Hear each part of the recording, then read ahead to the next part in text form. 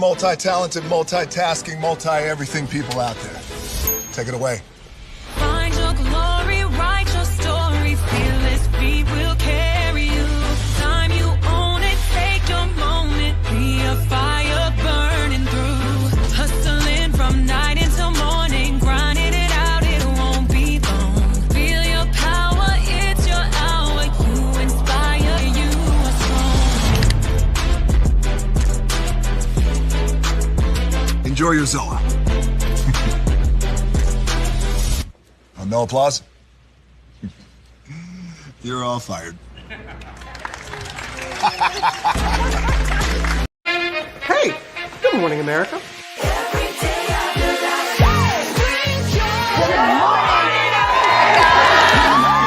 Good morning, America. Good morning, America. Good morning, America. Money. Are you ready? They are ready. Covering the biggest events in the country right now. There's a lot going on here. It's always a good time. That's what the show's about. That's good. Really good. Very good. Coming in hot, Jimmy, coming in hot. It's far from elementary. Good morning, America. I'm not going to try to strut like Michael or anything. I have known George a long, long time. Have you ever gotten him to dance? Look at that face. You don't just see it, you feel it. I'm in. I'm in. I'm in too. I'll be here. I am here and so happy. I'm in. I'm in too. I'm in. That tells you something when Snoop Dogg's in. Michael, George, Lara, Ginger. Prepare for a journey beyond imagination, beyond belief, beyond anything you've experienced before. Universal Epic Universe, a new theme park where you'll step through extraordinary portals to 5 immersive worlds. Prepare for a cosmic voyage of discovery, an isle of fire-breathing excitement, a shadowy world of monsters and mystery, new wonders in the wizarding world, and a new way to play. Plus the splendor of a magnificent resort hotel overlooking the park. It's all new excitement at Universal Orlando Resort. A week's worth of vacation thrills with 4 amazing theme parks, a variety of spectacular themed hotels, and incredible dining and entertainment. It's all at Universal Orlando Resort, where you'll find new adventures every day. Explore the astonishing worlds of Universal Epic Universe at Universal Orlando Resort.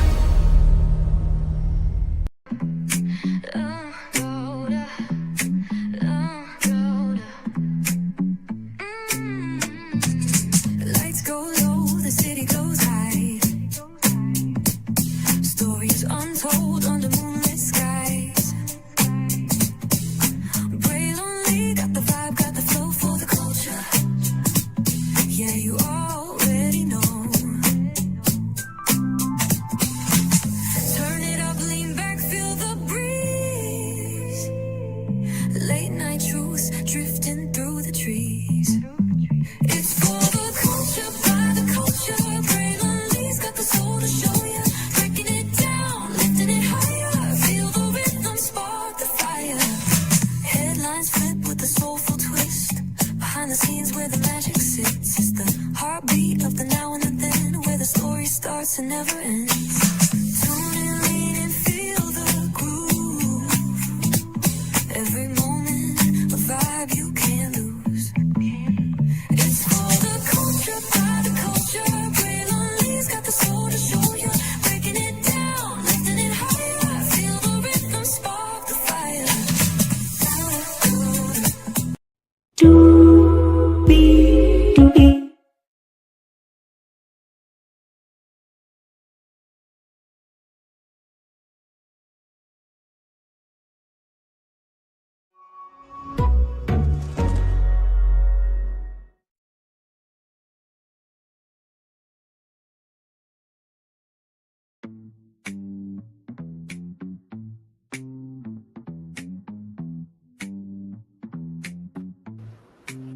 Well, hello. And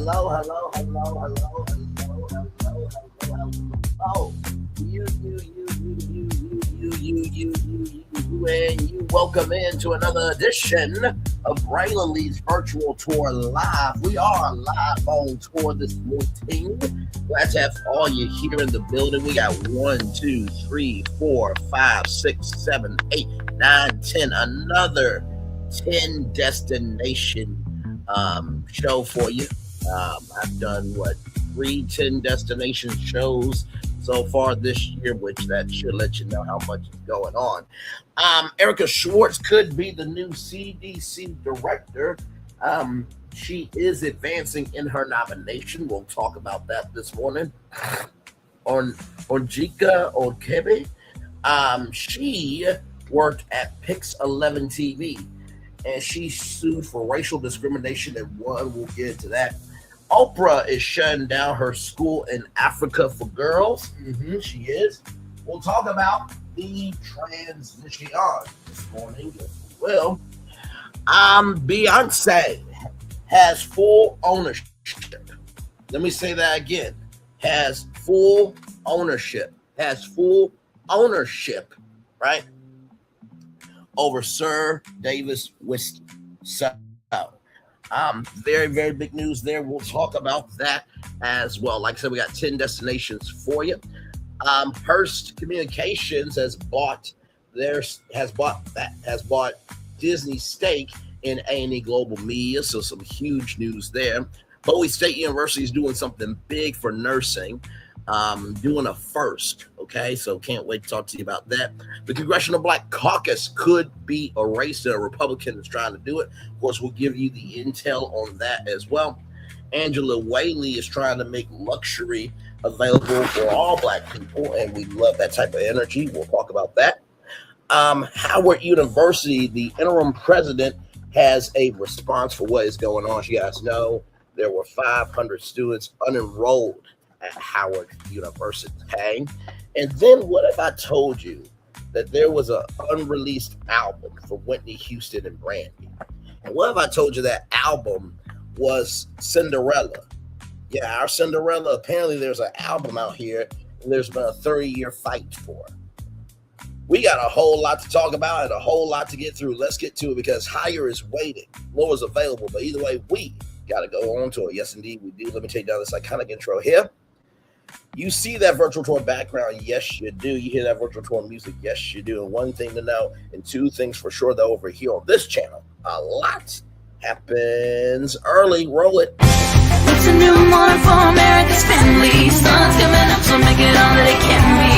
You know a lot happens early. I'm Harry Smith. I'm Julie Chen. I'm Maggie Rodriguez. Morning everywhere. Come on, get up. I'm Russ Mitchell. And I'm Dave Price. And it's a little early for this. Right now, this it's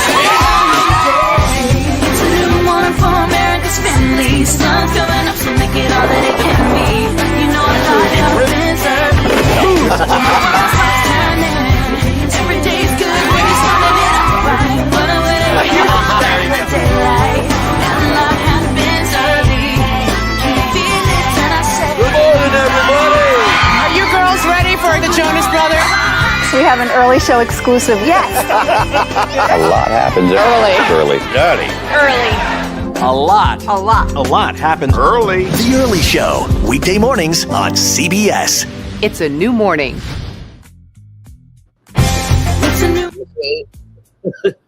Is a new morning for America's family, for all that's trying to do right in the world, everybody. Yes, indeed, it is a new morning. Julie Chen Moves. You see that?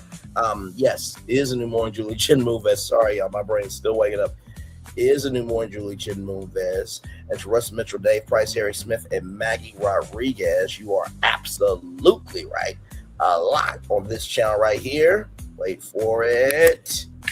Happens early. Good morning, everybody. Hopefully all is well for each and every single one of you. Let's get to the getting and doing what we do. 10 destinations for you all. Excuse me, this morning. Here we go.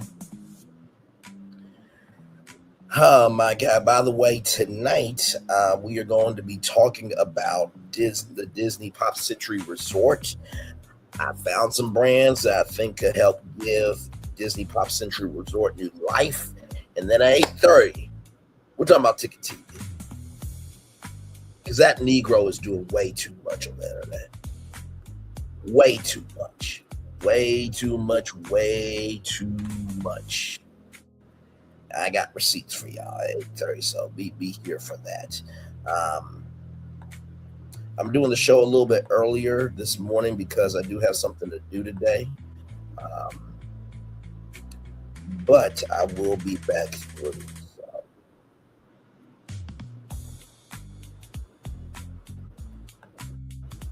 There we go. Okay. So here we go, everybody. Shout out to rollingout.com, celebrating 25 years on to the next 25 years. Erica Schwartz advances toward historic CDC role. Dr. Erica Schwartz clears a hurdle, but questions remain about her willingness to political pressure. Now, here's my thing, right? Here is my thing, right? Political pressure, and we have a president who had to pay like $5-something million to Eugene Carroll because he basically raped her in a dressing room. In the Epstein files, it was shown that he raped a 13-year-old girl, had young women force fellatio on him, and judged the tightness of their gines and their vulvas. Utilized campaign funds to pay off an adult star while cheating on his wife. Got convicted of being a felon. Okay. Can't serve on New York board for 3 years and was found guilty in court. And y'all asking this woman if she will buckle under political pressure. I know you lying. I know you lying, and I know that you lied. Let's continue on. A Senate committee voted Thursday to advance the nomination of Dr. Erica Schwartz to lead the nation's top public health agency, moving her one step closer to confirmation despite lingering doubts whether she would resist political inference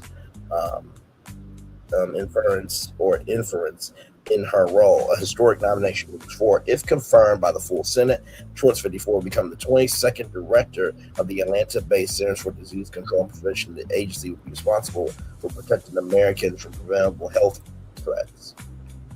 Child.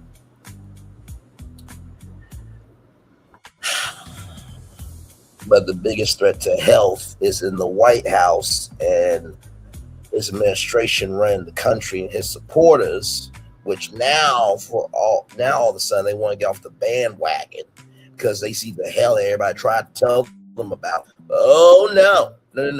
Y'all got that for life. If you've been cut off from family members, friends, if your kids have cut you off, if you've lost your job, you deserve it. You deserve it, and you deserve it. Now, your husband, your wife, your kids, we pray for them. We love them. We want them to be well. You can take yourself out to the pasture, and we'll just wait for you to pass away in the field socially, of course. Oh, you gotta be quicker than that. I mean, my God, just I don't get it. I don't get it. I don't get it.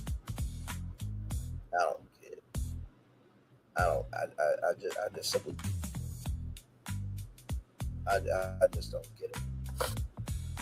Let's see here. The agency responsible for protecting Americans from preventable health threats. Her background includes both medical and law degrees, along with previous experience as a deputy surgeon general and in a leadership role with the U.S. Coast Guard. The nomination appeared uncertain after Schwartz's hearing before the Senate Health, Education, Labor, and Pensions Committee earlier this month, when lawyers pressed her on whether she pushed back if Health Secretary Robert F. Kennedy Jr. directed the CDC to take actions not grounded in scientific evidence. Well, maybe if, I don't know, we had a competent president, a competent administration, then maybe we wouldn't have to worry. about would there be any heaviness in terms of trying to push back on somebody. And y'all, like, Health Secretary Robert F. Kennedy Jr. did Coca-Cola on a toilet. I'm using Coca-Cola in quotes, but you can follow the bouncing ball on that. It's just like, bruh.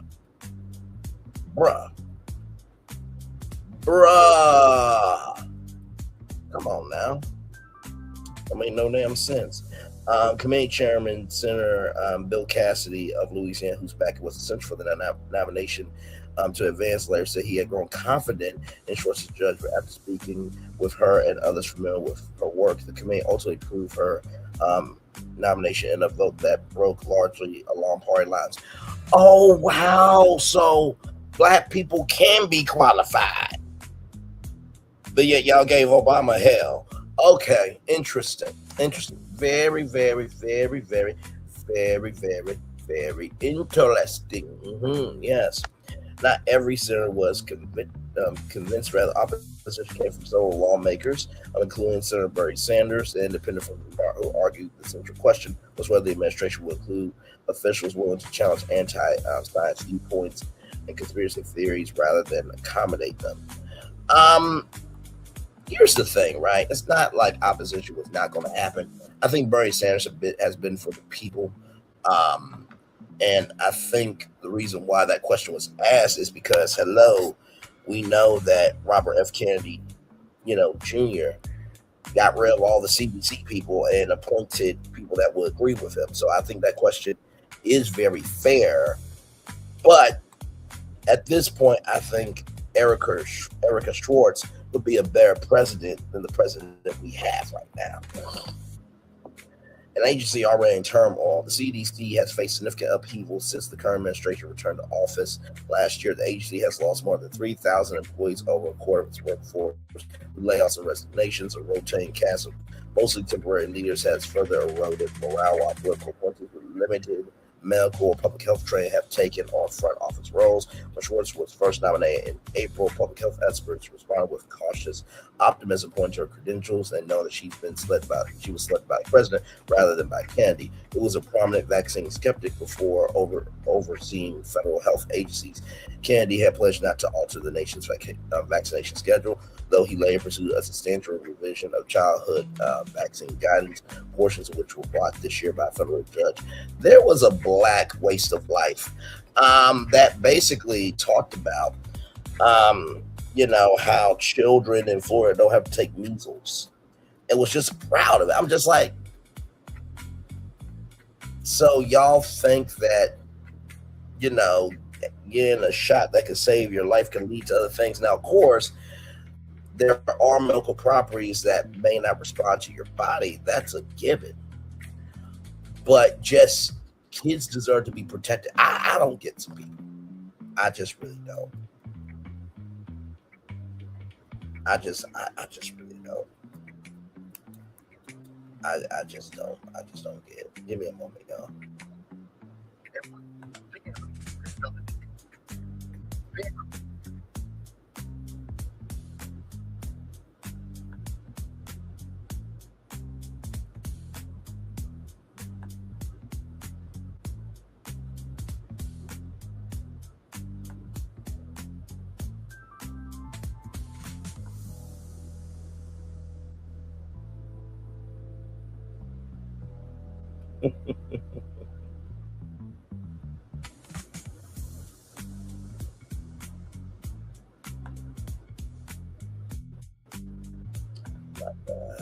Okay.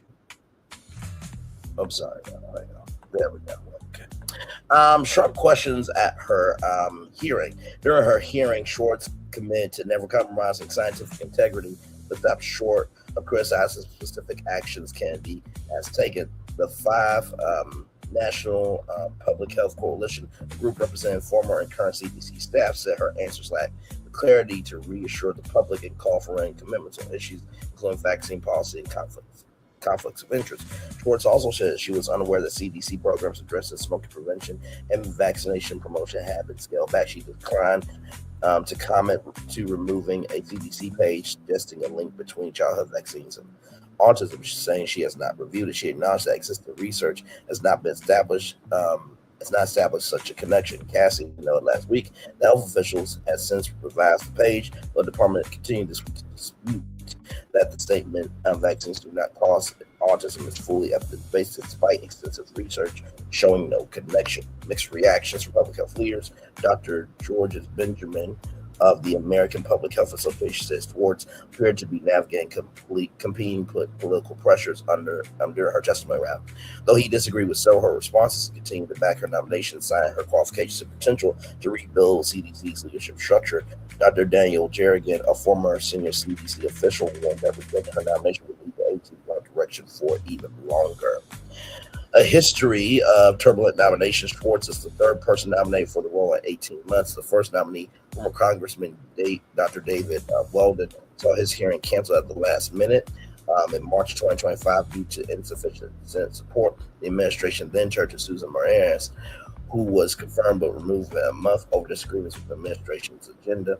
The same health committee also advanced the nomination of Senator Sean Kaufman for a separate health preparedness role Thursday, despite his history of comments questioning certain vaccines and a vote that also fell on party lines. Public health is in my DNA. I'm here because I want to continue serving our nation and because I believe deeply in the mission of the CDC. If confirmed, my first priority will be restoring trust in public health institutions through radical transparency and unwavering scientific integrity. As CDC director, my sacred responsibility is to provide the American people with public health guidance that is clear, honest, and evidence-based. I will never betray the science. Listen, that was more clear than the president has never been clear, okay?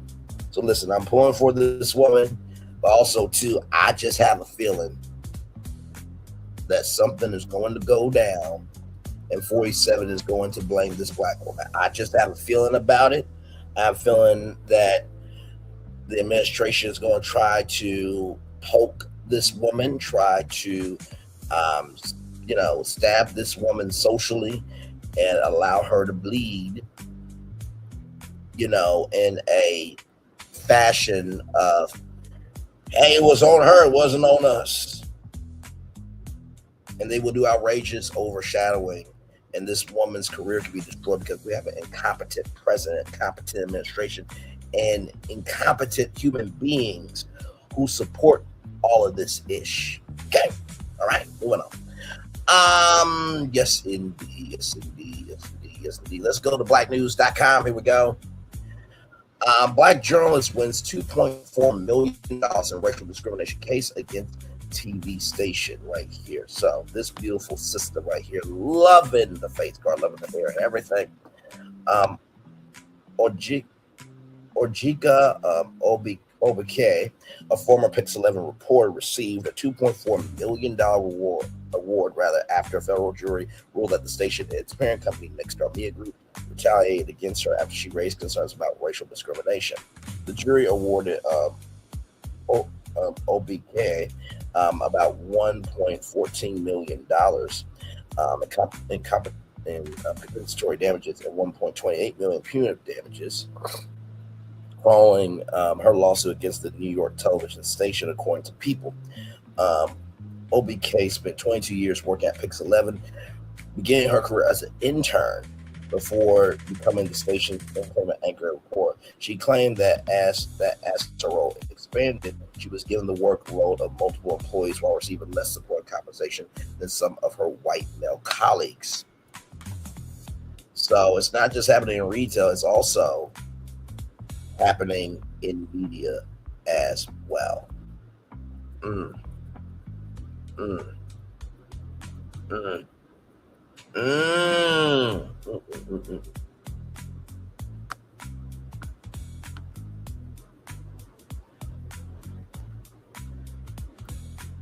My God, today. My God, today. Oh, my Lord, my Lord, my Lord, my Lord. Let's keep going here. The journalist says she repeatedly reported her concerns to company leaders and human resources. She claimed Pix 11 promised to address the issues, but did not make meaningful changes. OBK also accused the station of retaliating against her after she continued speaking out about the discrimination she experienced. Her lawsuit states that a news director told her to stop discussing the issue because it was making others uncomfortable. So by saying that I'm supposed to be an entertainment news reporter and anchor, why am I doing editing, this, that, and the third? And basically saying, hello, I think that at the beginning, middle, end of the day, I don't think I should be doing all this, and advocating because her culture, her mindset, and how she moves matters. But if it was a white person, it would be flipped, right? Okay. All right. Pix 11 fired OBK in January 2023. The station initially said she was terminated for failing to perform her duties and being insubordinate, but her lawsuit claimed the company later changed the explanation and decided not to renew her contract. On the verdict, OBK thanked jurors who reviewed the case and said she hoped that the outcome will encourage others to speak up about unfair treatment. Her attorneys, Eric Abrams and Andrew G. Sell Jr., said the decision showed that OBK's claims were taken seriously after years of alleged retaliation.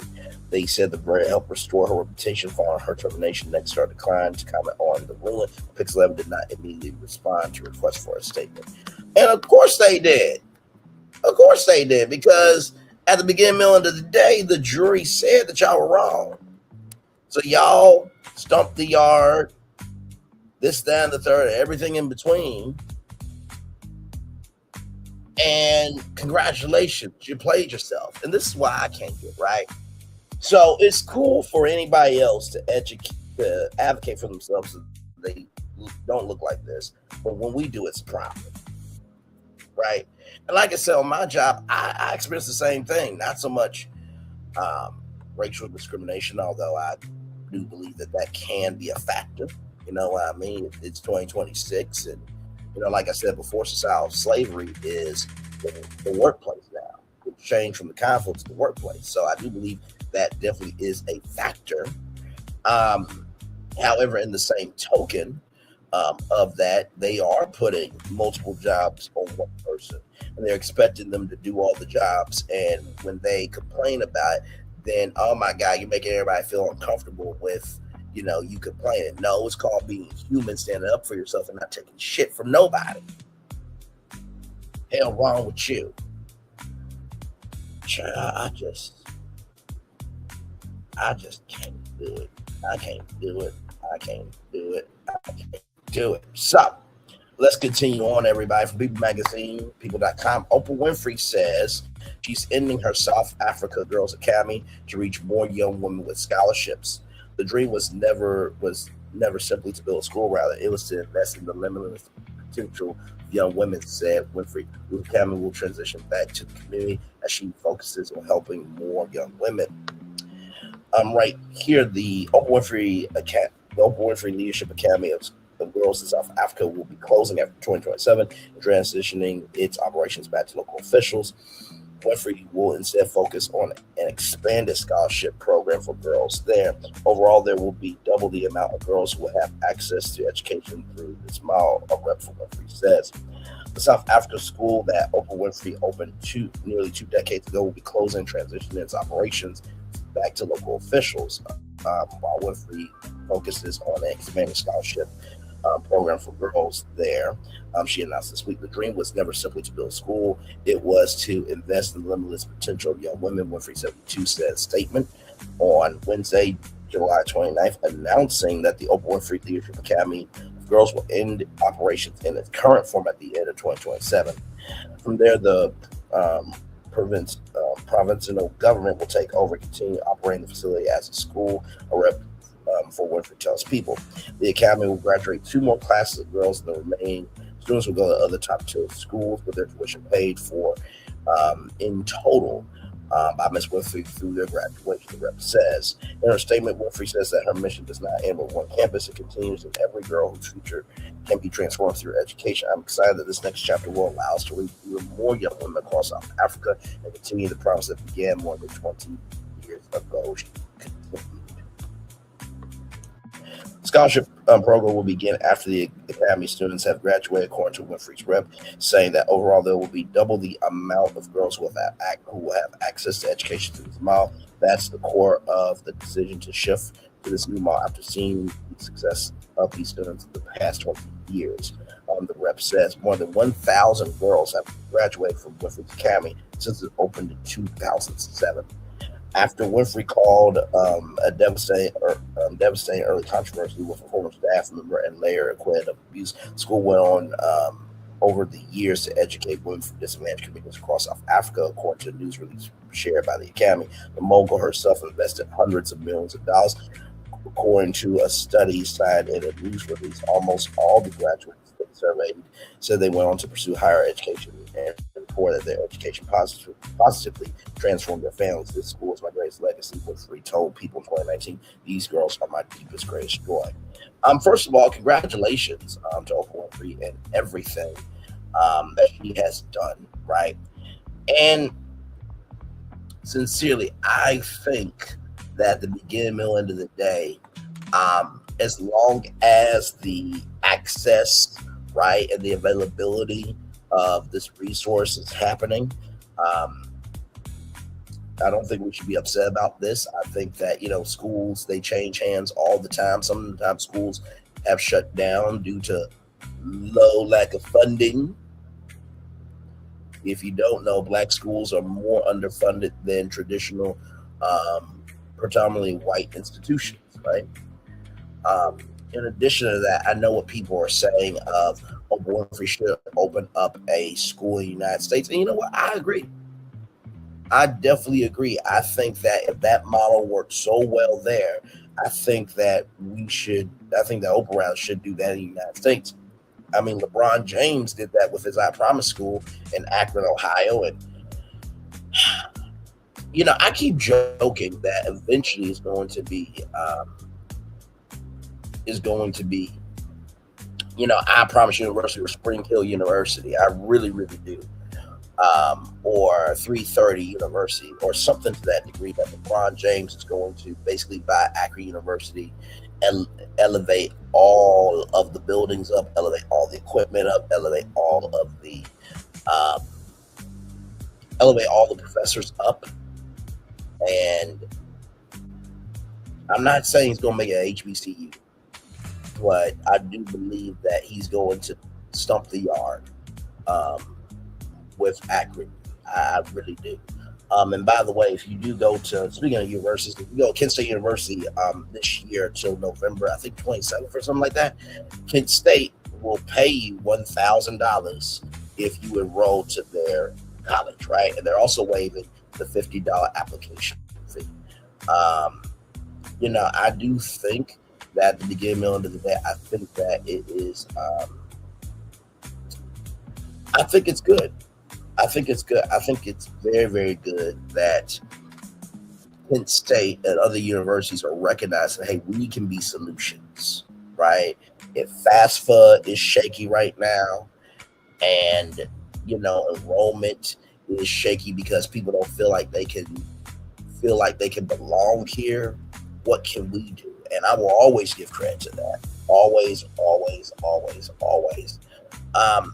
Like I said, TRIO is still around, thank God. TRIO, Upward Bound, and the Robert McNair programs are still around. The Robert McNair program is basically a Black and minority program where you can get a master's degree for free. Absolutely free. You can get your master's degree for free. You can get your master's degree for free. You get your master's degree for free. Okay. And that's a huge deal. Upward Bound allows you to be able to, get your credits while you're in high school. TRIO, which I was so blessed to be a part of, They help you with tutoring, study skills, tutoring, even financial aid, cultural trips, bunch of great stuff. If you are a first generation student, if you are a minority, or if you have a disability, please, please, please sign up for TRIO. It is one of the greatest resources in the world of education.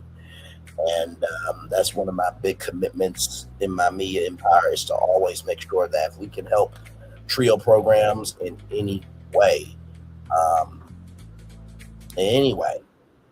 then that's what we're supposed to do.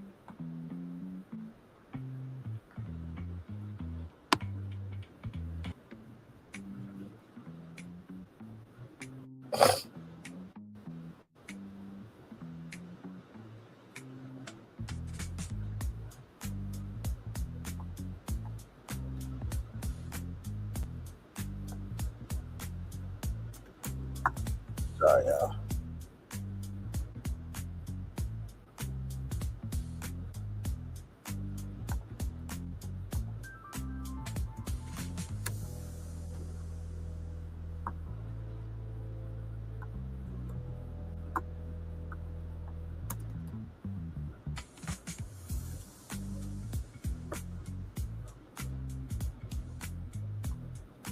All right, there we go, y'all. Yes, indeed, there. So congratulations to Oprah Winfrey and all those girls, and hopefully Oprah will expand her talents here in the United States of America. And also, too, for those of you who don't know, Oprah created a scholarship, right, at Morehouse College. So just wanna say.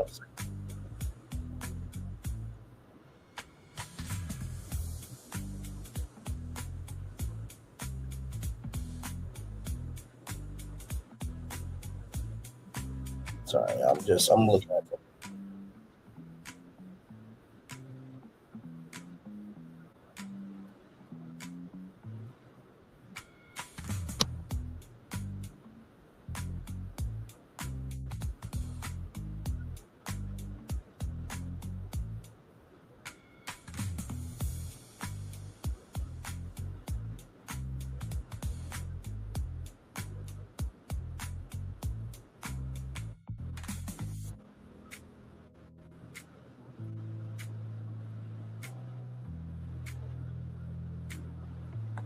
Okay, y'all, let's keep going here. So some good news here, just to show y'all this commercial here, because this is going to relate to this next destination. Yeah, let me bring it up. You all roll it.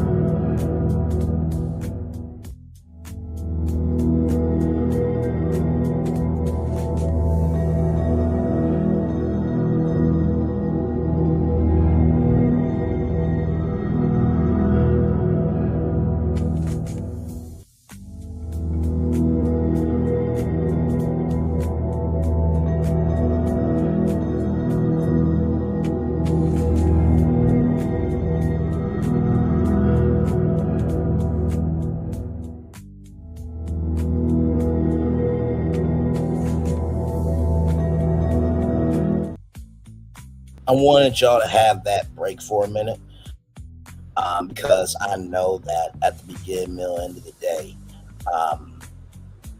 you know, whenever we talk about, you know,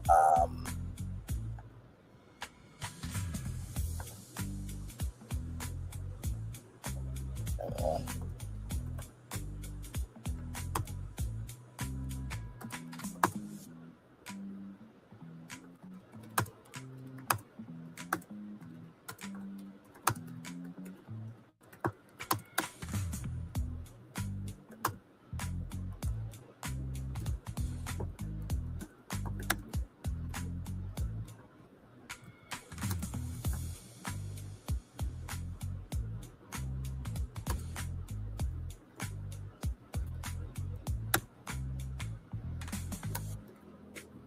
Sorry, y'all.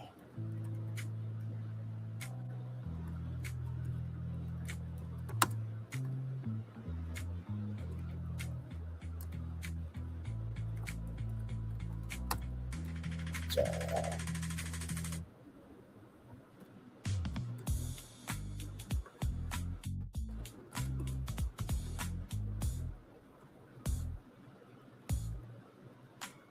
Yes, indeed. Yes, indeed. Yes, indeed.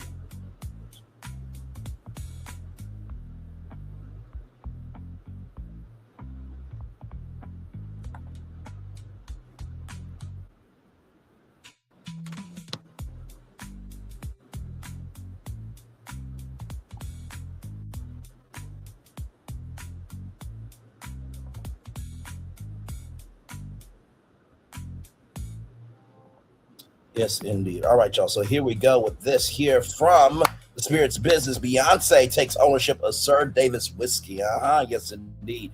Grammy Award-winning singer Beyonce has taken sole ownership of Sir Davis American whiskey. Let me see, because I know she's supposed to have a visitor center in Texas. Visitor center. I know it's supposed to be open soon.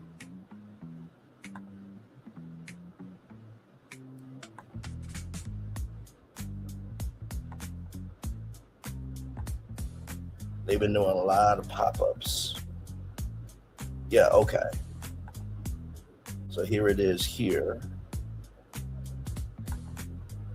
I'll just show you the frequently asked questions.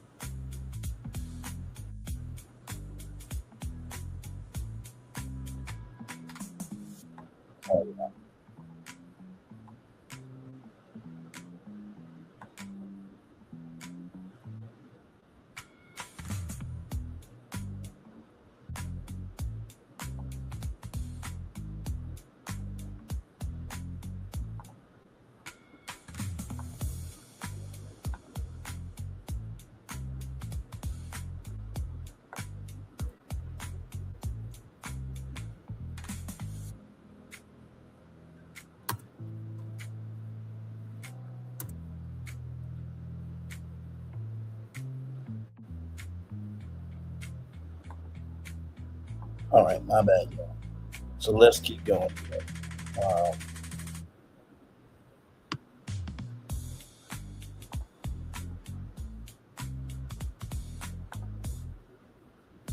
Sorry, y'all. I'm checking in on something. I'm just checking in on something.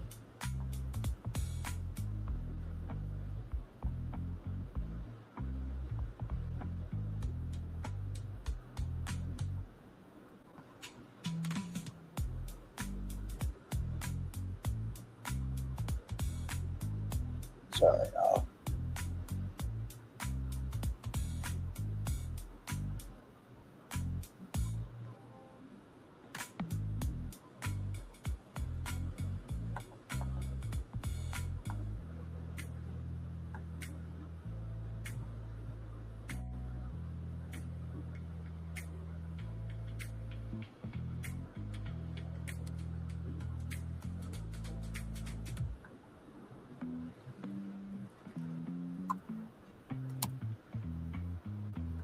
All right.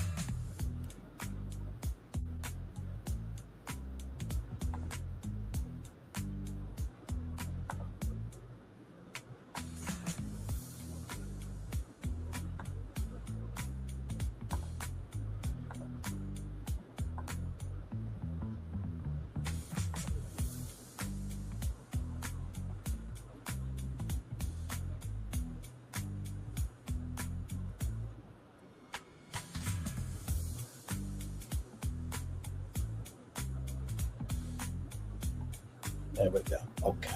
All right. Yes. Sometimes we gotta regulate. Oh man. Oh man. Oh man. Okay, so here it is. Here, y'all. Let me show y'all.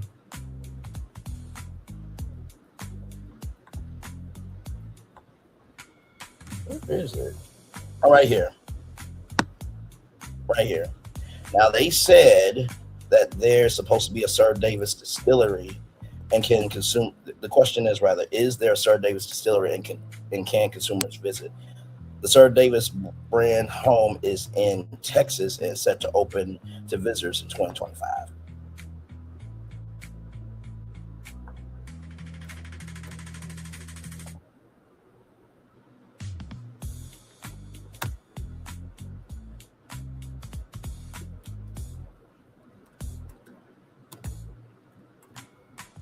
Hang on, I gotta look up something.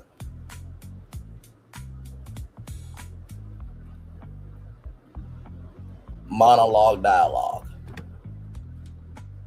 A monologue is a long speech by one person. Okay, thank you While very a much, Google. I know what it is. Thank you.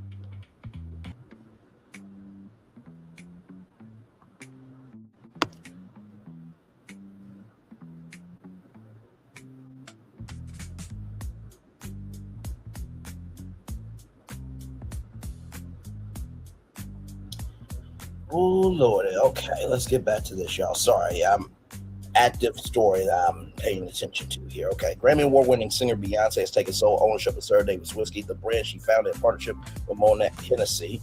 Beyonce, full name Beyonce Knowles Carter, released Sir Davis Whiskey alongside Moet Hennessy, the wine and spirits arm of LVMH in 2024. The brand was named after the Crazy in Love singer's paternal great-grandfather, who was a farmer and moonshiner in the American South during Prohibition.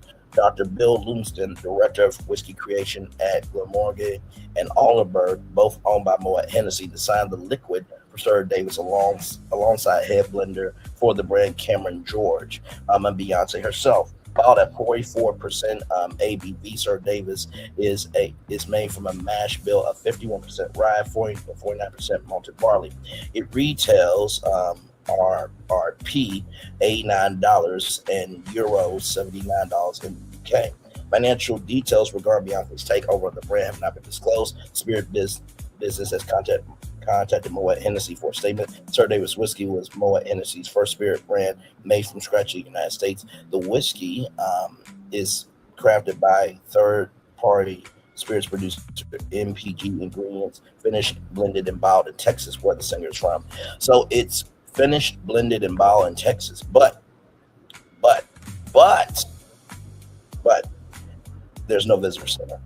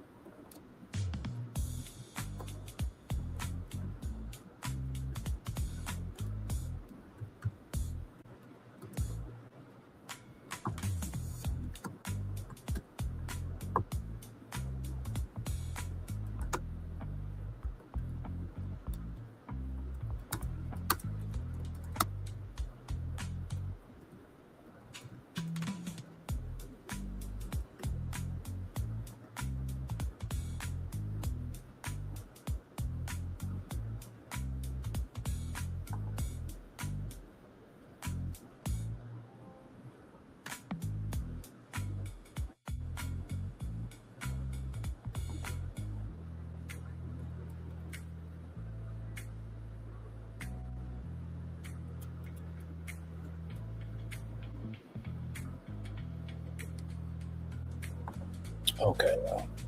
So, like I said, congratulations to Beyonce. I think that this is wonderful, wonderful, wonderful, wonderful, wonderful news. And let me just do this real quick. Just do this. I'm gonna go to ChatGPT. Give me a list of Black-owned whiskeys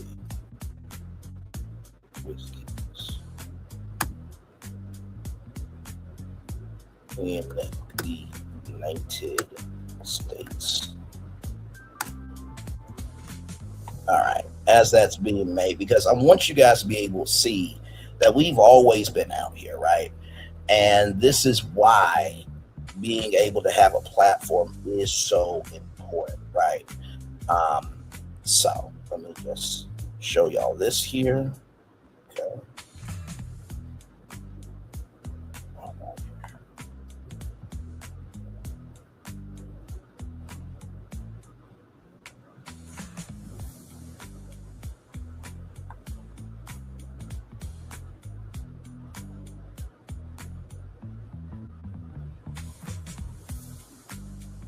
Okay.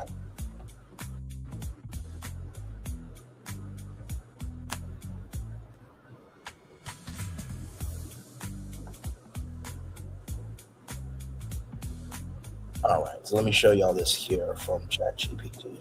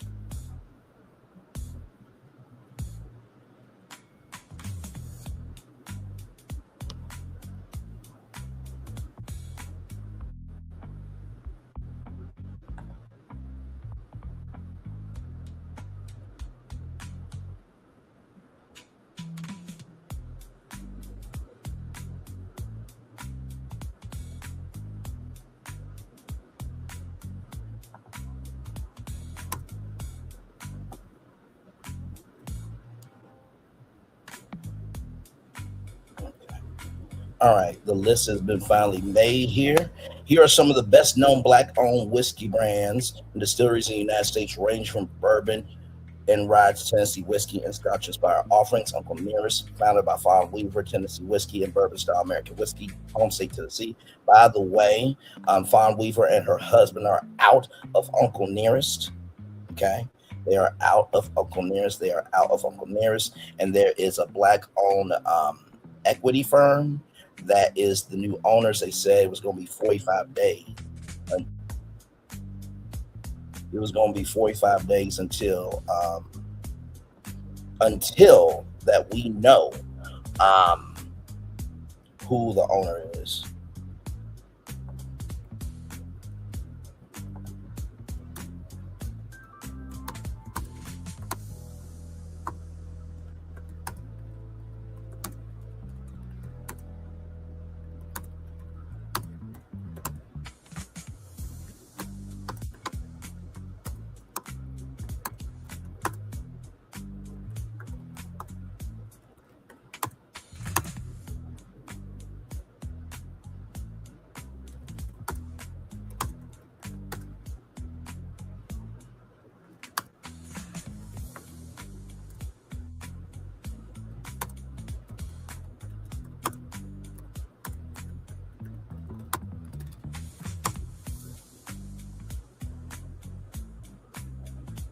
There we go. You know what's really amazing, y'all, that I am so grateful for?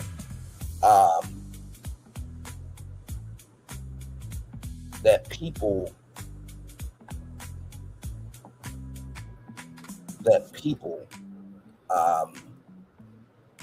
really can see.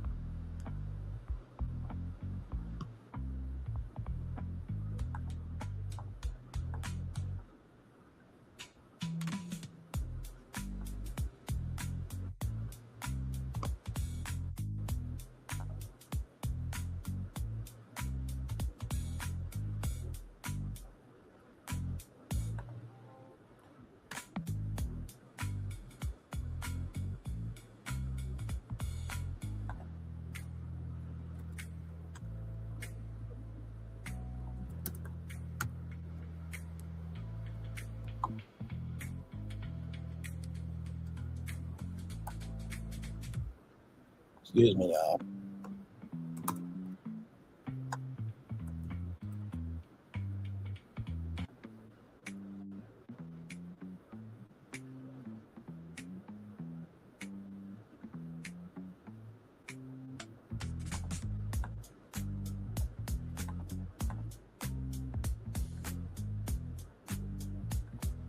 Sorry, y'all.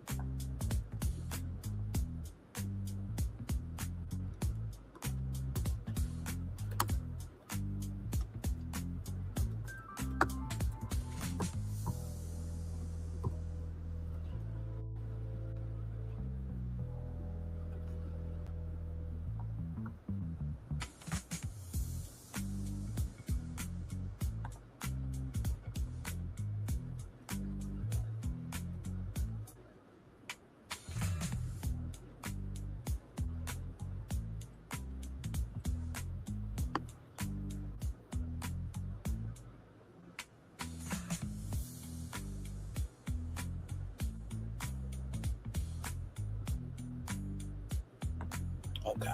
Sorry, y'all. Let's keep going here. So, Brothers Bourbon,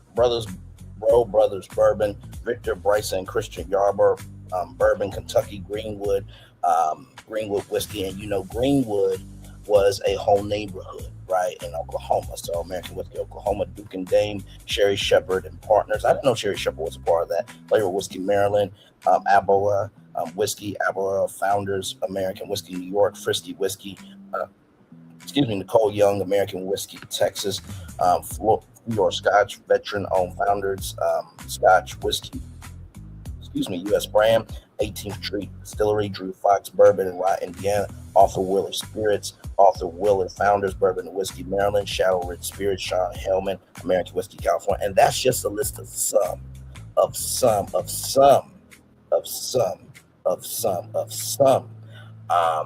You know what I mean? So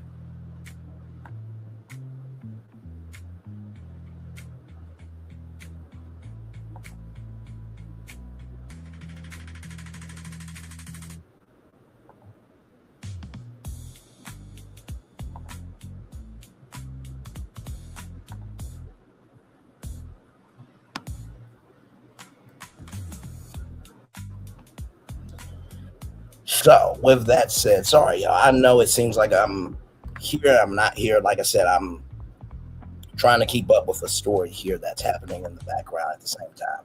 But I wanted to show y'all this because we don't know what we don't know, right? And if I pull up Black people and whiskey making, HISTORY. So I want y'all to see this right here, okay? Black individuals shaped American whiskey history through vital labor, foundational distilling techniques, and master craftsmanship, led by figures like Uncle Nathan Nearest Green, who was the first African-American distiller on record. There's a whiskey called Edmund's Honor that a black man figured out a way, the vanilla bean extract that we are able to buy in grocery stores. Edmund figured out how to do the process. We have been here the whole time, making it do what it do in the world, the U.S., and everywhere in between, right? But let's keep going here. Let's keep going. The enslaved foundations of Southern whiskey and modern black-owned brands. The enslaved foundations of Southern whiskey, hard labor expertise. Enslaved black men and women did the heavy, dangerous physical work in the 18th and 19th century Southern distilleries, handling grain, tending fires, and managing wood. Charcoal filtering. Enslaved laborers brought generational West African knowledge of using sugar maple charcoal to filter and smooth out harsh spirits. The real creators' credit for early American whiskey recipes and techniques was often given credit to white preachers and landowners, while actual creation relied on enslaved experts. Nearest Green and Jack Daniel, first master distiller Nathan Nearest Green, an enslaved man in Tennessee, perfected the sugar maple charcoal filtering method known as the Lincoln County process that defines whiskey. Teaching Jack Daniel after emancipation, Green was hired as the first black master distillery. The first black master at the distillery, and he personally taught and mentored the young Jack Daniel. So think about that. Every time you're drinking Jack Daniels, right, you are also drinking the history of Nathan Nearest Green. And think about how deep that is, right? Think about how deep that is. That in the 1800s, while slavery was going on, we had the first African-American distiller on record, right? So it's important that we know our history. And I know what y'all gonna say. Braylon, we are so tired of hearing about what we are, what we can't be, what we won't be, this, that, and third. Well, here's the thing, right? And this really grinds my gears. So I want to talk to y'all for a minute. If we can't stand, right? If we can't stand the history that has hurt us, and we're asking, where's the positive? And if people are producing positive, are y'all listening to the positive too? Because some of y'all will run to anything negative first before positive. That's society. The negative has more heat than positivity. I get it. Listen, that's why I do the show the way that I do. I cover everything, right? We talked about a black female being the first ever black female CDC director, right? We talked about a woman who got $2.4 million from the station she worked at since she was an intern and won for discrimination. We talked about Oprah Winfrey continuing to give girls in South Africa full ride scholarships. We just got done talking about Beyonce having full ownership of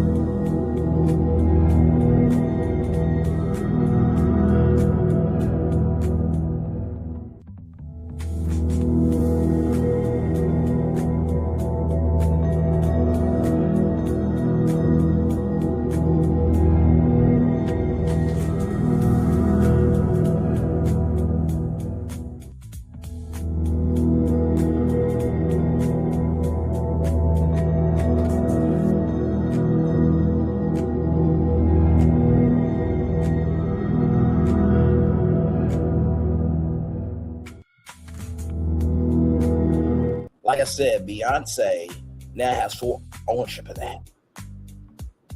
And you know what? I just thought about something. Maybe, just maybe, right? Like I said, it's finished. It's this, that, and the third in Texas. But maybe the reason why the visitor center is not open yet is because maybe Moet Hennessy wanted 50% of the profits. Now, that's just speculation. That's just speculation. That is just speculation, right? But that could be a possibility of why maybe she wanted to be able to have full ownership. But either way, the fact that Moet Hennessy respected Beyonce is huge, right? So hopefully this will open doors for other people in the spirits industry. And also too, don't attack somebody going down a path towards a blessing or blessings because you don't know how that path could bless you later on down the line. Don't attack somebody trying to go down a path towards blessings or blessings because you don't know how that path will bless you down the line. Don't attack somebody on the path to a blessing or blessings because you don't know if that path will bless you later on down the line, right? And so many times we bite the hand that could feed us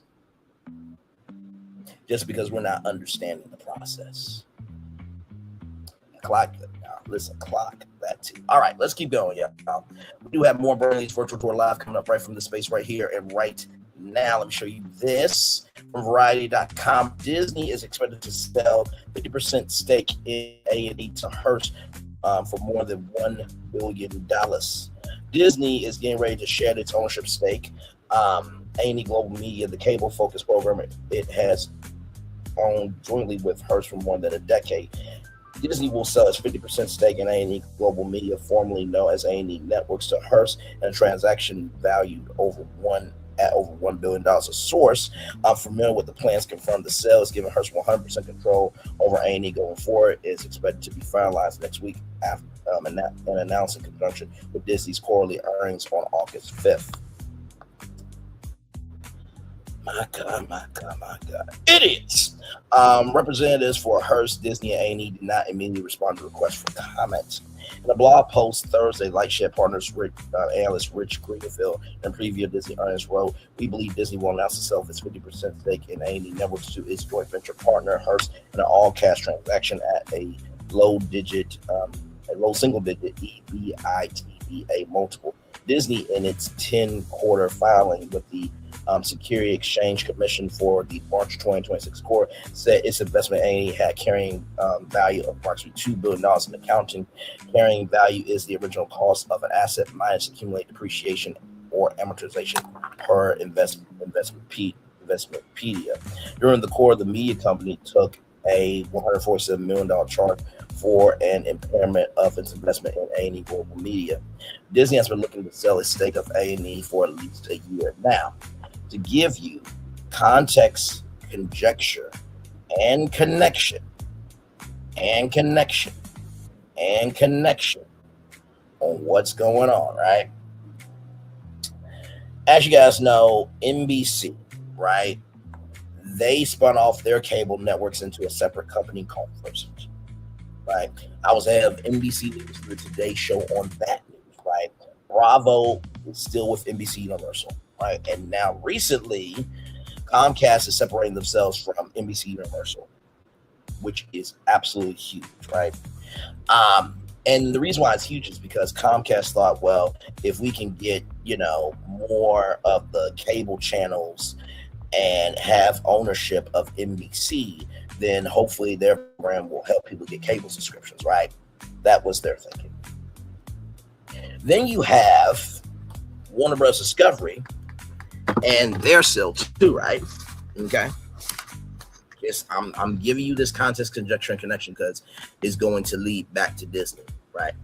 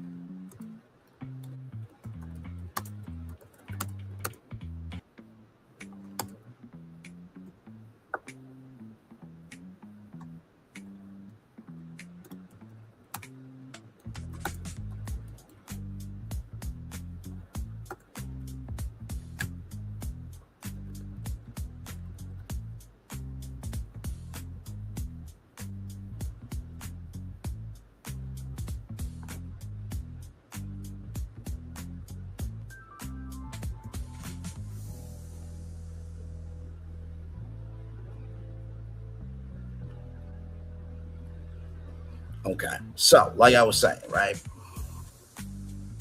You have Warner Bros. Discovery, right? Now, they were selling, right, the studios and streamers.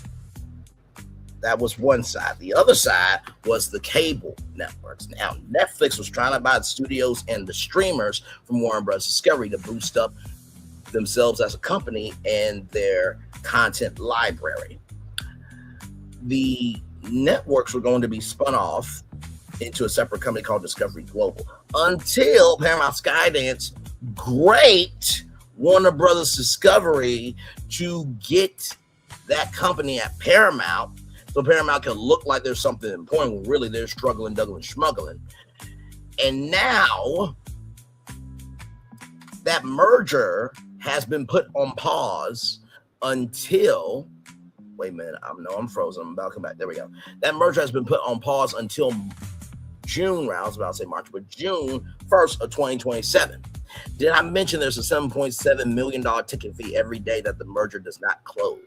And then the $7 billion breakup fee, which means Warner Bros. Discovery can make a lot of money out of this. Now, how does this relate back to Disney, right? Because Bob Iger said to Dave Farber on CNBC, while our competition is leaving the cable business, we're actually staying in the business. But then weeks later, after that interview, Disney said they're exploring a sale of A&E Global Media. Okay. All right. So let's keep going. After Disney exited the joint venture, A&E Global Media president and chairman Paul Ricky will continue to run the company, according to her CEO, Steve Schwartz. A&E's cable networks include A&E Network, Lifetime History, Lifetime Movie Network, FYI, and Vice TV. And its assets also encompasses content units, A&E Studios, A&E Factual Studio, A&E Indie Films, A&E Global Media Digital, as well as streaming apps, including subscription video services, including Lifetime Movie Club, Crime 360, and History Vault. In 2009, A&E Television Networks, then a partnership among Disney, ABC Television Group, Hearst Media, and NBC Universal acquired Lifetime Services in 2012. NBC Universal sold its 15.8% stake in A&E Networks to Disney and Hearst. Now, I just want to see something real quick. Give me a moment.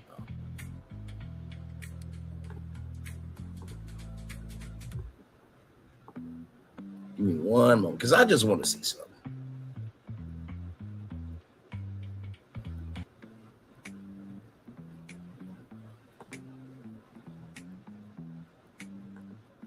I just want to see something, y'all, real quick. Give me a moment.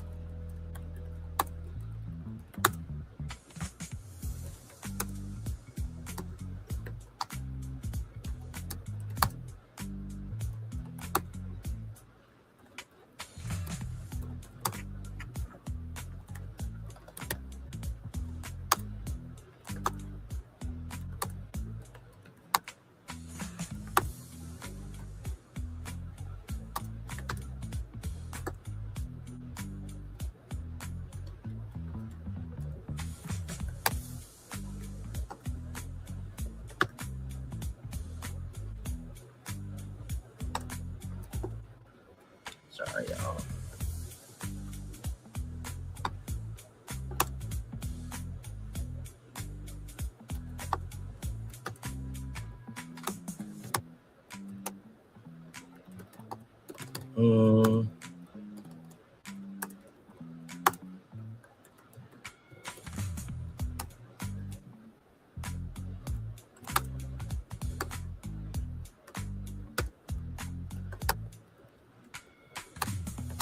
Usual, because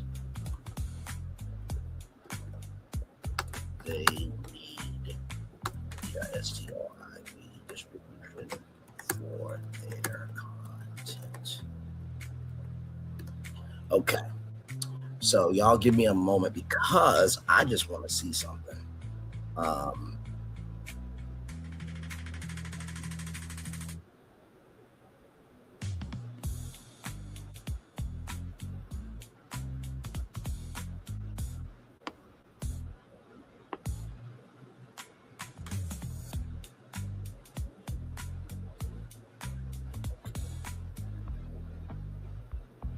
Like I said, my theory, right, could be off about this, but this is why we get information here. Here we go. So I asked, with the information from this article, does that mean content from any global media will go away from the Hulu streaming platform and the Disney Plus platform, or if Hearst keeps their agreement for any global media content to still be on Disney Plus?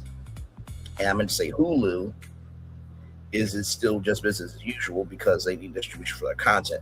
The short answer is no, not necessarily. Based on reporting from Variety, Disney is selling its 50% ownership stake in A&E Global Media to Hearst, making Hearst the sole owner of A&E History, Lifetime, FYI, and A&E Studios. The article discusses an ownership change, not a distribution change. Here's what that means. Here's what that likely means. Scenario one: Hearst keeps the existing licensing agreement. Most likely, if Hearst and Disney negotiate or continue a licensing agreement, history programming could remain on Disney Plus and Hulu, where it's already licensed. lifetime A&E content will continue appearing on those services, Disney would simply become a customer licensee instead of a co-owner. This is very common in the media industry. For example, Netflix licensed shows from companies it doesn't own. Disney plus licensed content from outside studios. Hulu rather carries programs from many companies that Disney doesn't own. In that case, it's largely business as usual because Hearst still benefits from Disney's enormous subscriber base, and Disney benefits from carrying popular programming.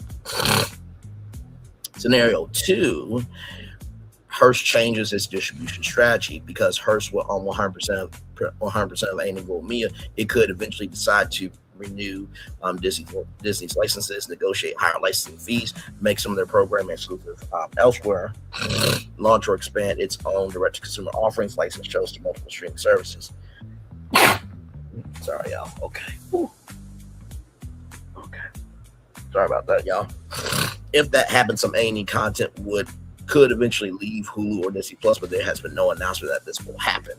While Disney might still want A&E content,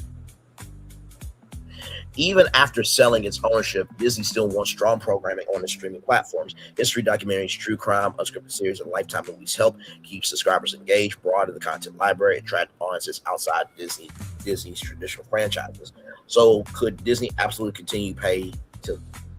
So Disney could absolutely continue to pay the license A&E content if it makes financial sense. While Hearst would likely keep Disney as a partner, from Hearst's perspective, Disney Plus and Hulu represents tens of millions of potential viewers. Licensing content to Disney would generate recurring revenue, increase audience reach, promote A&E brands, reduce reliance on traditional cable. That's why many analysts expect distribution agreements to continue even after ownership changes, unless Hearst sees greater value.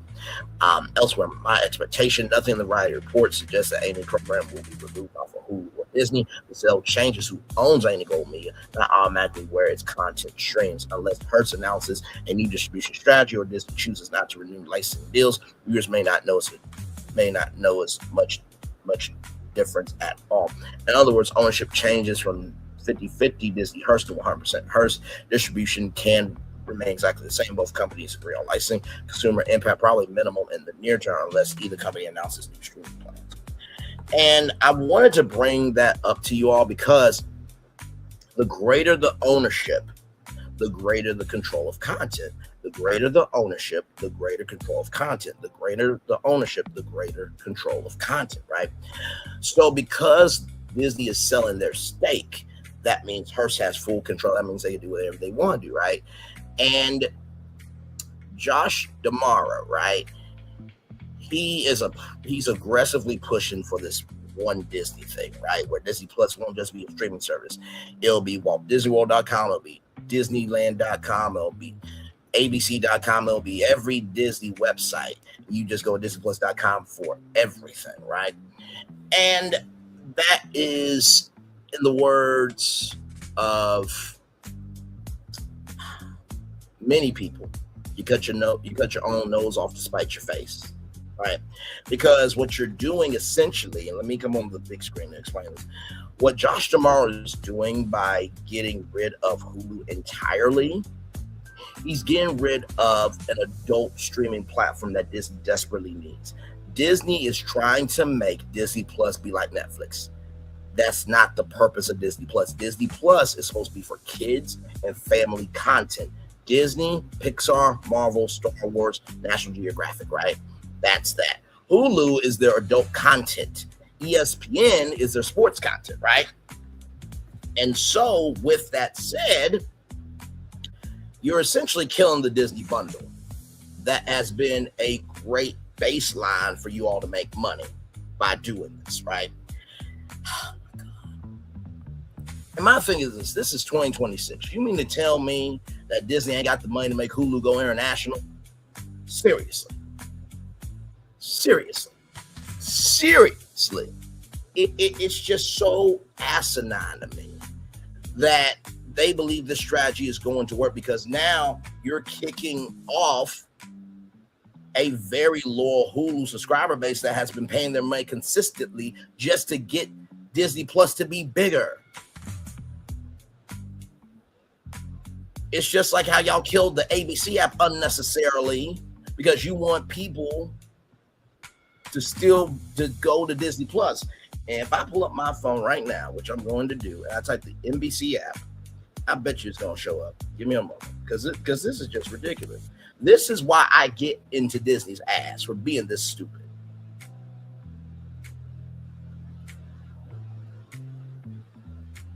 The NBC app is still available. NBC app. Stream and watch the Voice Magnum PI transplant all with inside the NBC app. Discover new shows, stream live TV, keep up with favorite sports, watch the latest season, browse all of our genres. So they are still able to have the NBC app and Peacock at the same time. But Disney got rid of the ABC app because they want to push everybody to Disney Plus. And now with the wave of free television, now Disney is now considering a free tier for Disney Plus, where if y'all dumb fucks would have just kept the ABC app, and if you would have said, hey, listen, Hulu will be a paid platform, but we are going to keep the free tier that we've been doing all the way up to 2016, y'all wouldn't be in this mess. Josh Tomorrow is trying to make $1 out of 15 cents because he doesn't know how to balance finances. The fuck wrong with you? You got D23 coming up, which is coming up in 1, 2, 3, 4, 5, 6, 7, 8, 9, 10, 11, 12, 13, 14, 15 days. In 15 days, really 14 days with the kickoff, you know what I mean? But still, and y'all said this D23 is going to be the biggest one yet. You got the biggest expo floor ever in the history of D23. But you know what's interesting? They have never broadcasted live coverage on Disney Plus, Hulu, or ABC. Now, they've done live coverage on YouTube, but you got a whole broadcast network, right? But here's the gag. They'll send a correspondent from Good Morning America to D23. I'm sorry, why is George, Robin, Michael, Lara, Ginger not all doing GMA live broadcasts from D23? I will be having live from D23, even though they're taped now. They don't air live anymore. They tape their shows weeks in advance, right? So you have Good Morning America live from D23. You have Taped with Kelly and Mark from D23. They'll probably film their show kickoff day and then air it on Friday, which, for the record, Monday through Thursday, they used to be live. Then they would tape Friday show on Thursday. Then they'll air that show from Thursday that they taped on Friday. So that wouldn't be too crazy, but this Taped with Kelly and Mark, not live. I would have that show from D23. I would have Tamron Hall do her show live from D23. Even though it's the summer, she can come back just for a D23 show. I would have The View. They're on summer break, right? Or I think they're about to go on summer break in August, because they usually work through most of the year, just like Wendy Williams did back in the day. But I would have The View live from there. I would have ABC World News Tonight be from there. I would have Jimmy Kimmel do Jimmy Kimmel live from D23 live. That's how you utilize your flywheel to promote your company. But Josh Tomorrow's the CEO of Disney. Okay, cool. And yes, we myself, Florentin, and Phil will be breaking down all the announcements from D23. So we will be here for that. Cannot wait for that. That'll be our first D23 together. And just, like I said, I want Disney to win. I do. I remember that day in Mulberry where I said my sister asked me to be nicer at Disney because she knows the power of my voice and she knows I can showcase the good of Disney. This is why I go so hard. Listen, we have a whole live tonight. Let me show you. Because I know for some people, they're like, oh my God, Braylon, you say you want Disney to be good, this, that, and the third, but you keep attacking Disney. Okay, I attack Disney, but I also give solutions too. Like, that's not how I roll. And I know for some people, they're going to be like, well, Bray, if you want to work for Disney, they're not going to hire you. They will, because here's the thing. Everything that I have talked about on this YouTube channel has been public information, right? Public information, right? So they can't really do anything to me. They can try, but let's just say NBC, ABC, CBS, Fox, the CW, they want to sue me for my coverage of anything having to deal with them. You know what they're going to say? You know what the judge is going to say? Let's do a discovery on Braylon. Let's see his content. They're going to see, oh, he's talked about Disney in the past. Oh, he's talked about NBC in the past. Oh, he's talked about CBS in the past. Oh, he's talked about Fox in the past. Oh, he's talked about Next Star Media Group in the past. Okay, he's giving his take. And then it's going to be thrown out. Just like that lawsuit that I just talked about with that woman who worked at Pix 11, which is under Next Star Media Group. Next Star can't sue me for talking about that story. Because guess what? They didn't give comment to the story. So how can you sue a content creator for talking about media news about a story that relates to you and it's public information? Now, I can understand if I talked about a story that I wasn't supposed to get any information about. But come on now. And so just to show you, later on tonight, we are going to be doing the Disney Pop Century Resort and Resorts Breakdown Town Hall. I have ideas for most of the hotels for Disney. And when I show you these hotels, I promise you, you're going to want them. I revived all of Las Vegas. Did a fabulous job. I mean, I wanted to go to Vegas after I got done with it. So believe me, for all that I criticize, I also champion too. And that's the thing we have to do better as a people. Oh, sorry, y'all can't see it. Right here. Right here. I'm going to talk about Disney's Pop Century Resort and the resorts tonight at 6 o'clock. For all that I criticize, I also champion. For all that I criticize, I also champion. For all that I criticize, I also champion. If we don't critique what is wrong, then things will stay wrong. I know that sounds redundant, but sometimes you have to break it down for the imbeciles in the back. Just saying. Just saying. Just saying. All right, y'all. Let's continue on. We do have more Brain Real Life coming up right from this space right here, right now, from Black Enterprise Magazine, blackenterprise.com. Here we go. Bowie State University launches first PhD in nursing education at an HBCU. Bowie State University launches first PhD in nursing education at HBCU. The public university, one more time rather. Bowie State University launches first PhD in nursing education at HBCU. The public university will welcome its inaugural cohort in fall of 2026. One of the nation's first doctoral programs in nursing education at a historically Black college university, HBCU, has just launched at Bowie State University. The public university will welcome its inaugural cohort in fall of 2026, also making it the state of Maryland's first PhD in nursing education, according to Bowie leaders. This marks a pivotal moment for Bowie State University and for nursing education nationwide, because as you know, 47, his administration said that nursing is not a degree program. Now, I would like to suggest that we pull out all of the health professionals in the health department out the White House, and let's see if he can make it to 2028 without medical help. Since he believes that nursing should not be a profession, let's do that to the president. I'm just saying. That's what he said. He said nursing should not be a degree program. So let's do that. Like, this is the thing I don't get, right? So it's cool for him to be able to say what he wants to, but nobody else can say anything. Sound like the white man version of Ticket TV to me, but that's neither here nor there. Let's keep going.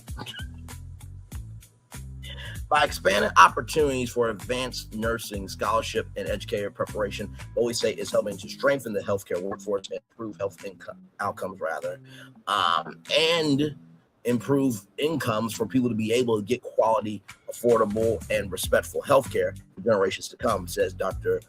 Barrow said. U.S. nursing schools nearly turned away.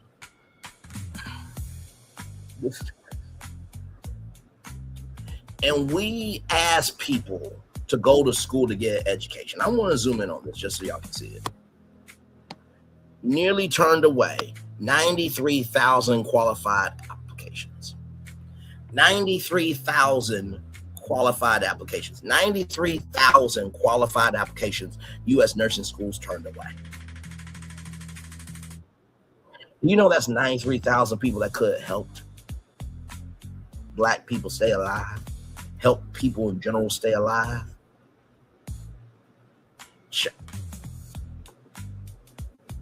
My God, today.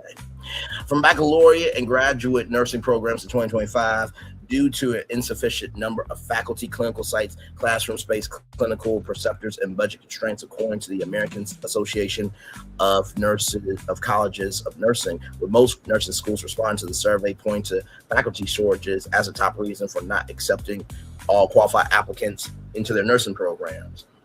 Gee, I wonder if getting rid of DEI, make sure that workplaces are fair, had anything to do with that. Because if you're excluding Blacks and minorities from being able to teach and help people, then guess what? It also reduces the resources of that school being around. So if you shrink the resources for the school to stay open, you can close the school and get away with cutting off people's education, which is what I believe the Department of Education is doing. And Linda McMahon, who confused AI for A1 steak sauce, is running it. I mean, good job to the rest of America for falling for a dumb piece of shit in his administration. And shout out to all his supporters, because y'all getting the hell that y'all deserve, disrespectfully. And now some of y'all want to come out and say, oh, I'm leaving the movement. No, you can't leave. You can't, you won't, you never will leave. Stop it. You're only doing this now because you are seeing the ramifications of what you caused. No, stay in it. Stay with it. Stay with it. Take that. Take that. Take that. Lay there, roll over, and take it, in the words of Maurice Scott, who said that to his wife, Kimmy, when she was going through cancer. Idiots. According to the American Association of Colleges of Nursing, with most nursing schools responding to the survey, prompting to faculty shortages as a top reason for not accepting qualified applicants into their programs. Related to this, legislation was introduced both in the House and Senate earlier this year, the Nursing Faculty Shortage Reduction Act of 2026, to provide financial support to new and early faculty members, thereby bolstering a number of qualified nursing educators in the field. And Maryland is among a handful of states offering a tax incentive for healthcare workers in shortage areas. Now, if Barack Obama's free community college plan would went into effect, you do know that community colleges do teach nursing, right? But hey, they're the smart ones in Washington, though. And by the way, most of the Republicans are old and white. Y'all needed that community college plan to go through for y'all, because some of y'all closer to the casket to die. Now the cradle start like to becoming something important. The hell wrong with you? Ooh, no. Already read all that. Bowie State's doctoral degree prepares experienced nurses for careers in academia, research, and leadership through advanced coursework, original research, dissertation study, individualized mentorship. Ura said statement graduates will be prepared to educate future nurses, advance nursing scholarship, and help address increasingly complex healthcare challenges. Bowie State University has a stellar success rate in nursing education. The PhD announcement comes on the heels of other major milestones for Bowie State nursing program. The school's December 2025 Bachelor of Science in Nursing, BSN, and graduating class achieved a 100% first-time pass come through rate on the National Council Licensure Examination Registered Nurses, NCLEXRN, with all 14 graduates passing the exam on their first attempt. their first attempt. These NCLEXRN results placed Bowie State among Maryland's top performing nursing programs. Last month, the university received more than $2.3 million in competitive state grants to expand nursing education capacity, enhance simulation training, support student success, strengthen faculty development, and advance nursing education research. The university said these investments will help bolster enrollment, improve student outcomes, and strengthen Maryland's nursing workforce pipeline overall. This is truly a transformative achievement, said Dr. Monique Alston, chair of Bowie State's Department of Nursing, noting the launch of this program was a vision that took years to come to fruition. This accomplishment not only elevates our department and university, but also positions us to shape nursing education across Maryland and beyond. Preparing for the next generation of nursing needs both responsibility and a privilege.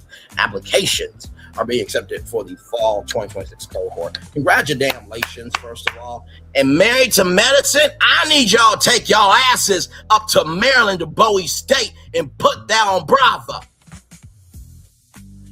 Hell. Y'all got power. Y'all got resources. Y'all need to do something about it. What? We can't demand our reality stars to utilize their platform for something important? Married to Medicine is one of the, if not the biggest show on television, where we get to see our people in the healthcare field. Why would they not go to Bowie State University? Come on now. Child, listen, some of y'all priorities are off. But moving on. Also from Black Enterprise Magazine, blackenterprise.com. Here we go. Republican lawmakers push to eliminate the Congressional Black Caucus. Democrats call it racist. Representative Nancy Mace called the CBC and other race-based caucuses federally sanctioned segregation. I know that Nancy Mace is not talking. When in the 1950s, blacks couldn't go to schools. Blacks couldn't even drink out of the same water fountain. Blacks had to go in the back doors of things. And you want to talk about is federally sanctioned segregation. I know your ass ain't talking. Okay. So what's the triple K then? What was all those boys saying Jews will not replace us? And everybody in between on January 6th. Was that not federally sanctioned segregation? For them to be able to get away with what blacks and minorities could never get away with? Let's not be stupid. But once again, Nancy Mace, out of her mother's vagina, was born stupid. Allegedly. Let's keep going, okay? All right.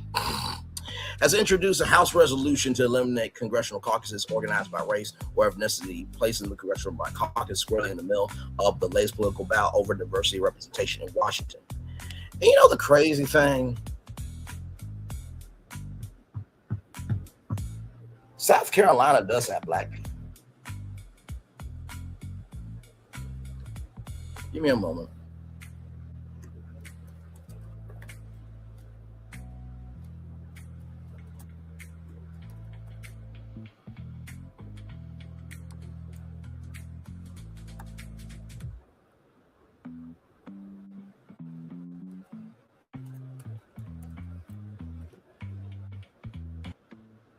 Now, I just want to bring this up. Anybody remember Dylan Roof, who deleted 9 members of Emmanuel AME Church? So you mean to tell me you want to get rid of the Congressional Black Caucus, but the state that you represent had a person delete 9 black people? So were you cool with Dylan Roof deleting those 9 black people, Representative Nancy Mace? I'm just asking a question. Yeah, I'm accusing her of being cool with a white person deleting black people. Yep, I'm accusing her of that. And Nancy Mace ain't gonna do shit to me. Just like how Ticket TV is saying these content creators are gonna get sued, these content creators channels are gonna go down, this, down, and third. Knowing good to fuck damn well, he is speculating, talking rancid, and delusional out of his ass. I'm gonna handle that shit at 8:30 tonight. believe me. But if we don't hold the line and make the line known and question the line, then the line is always going to be crossed. Okay? If we don't hold the line, question the line, and make the line of that this ain't right, then the line is always going to be crossed. If we don't hold the line, question the line, and make the line, then the line is always going to be crossed. Let's keep going. Let's keep going. Let's keep going. Let's keep going.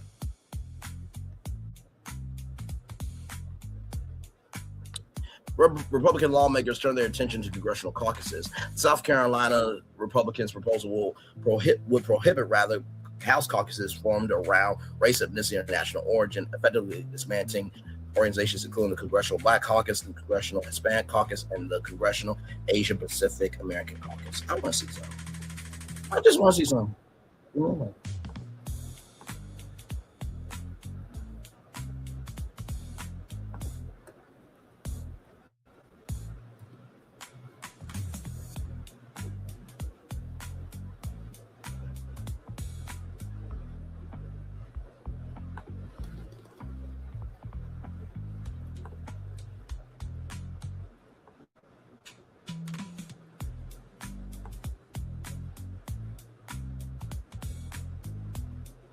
Wait a minute.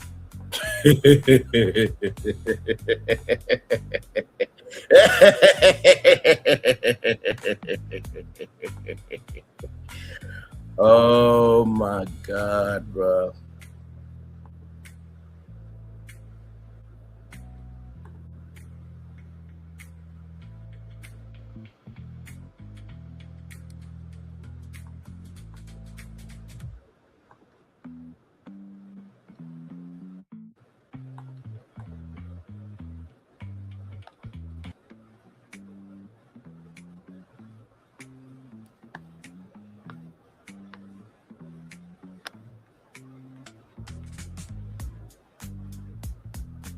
Let me see some.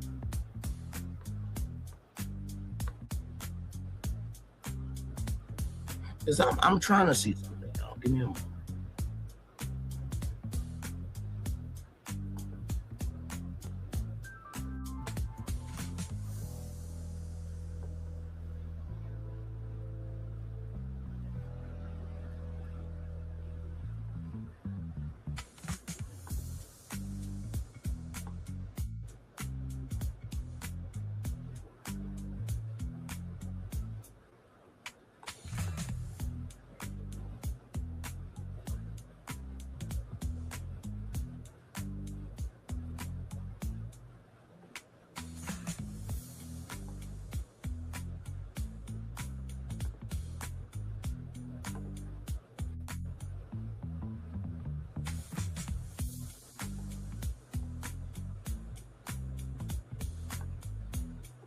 Okay.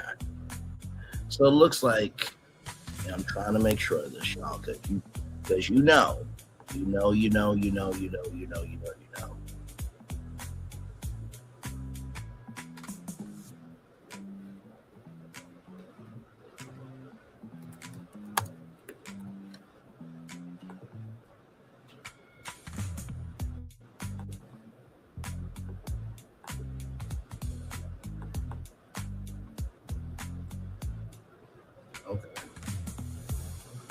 So here's the thing, right?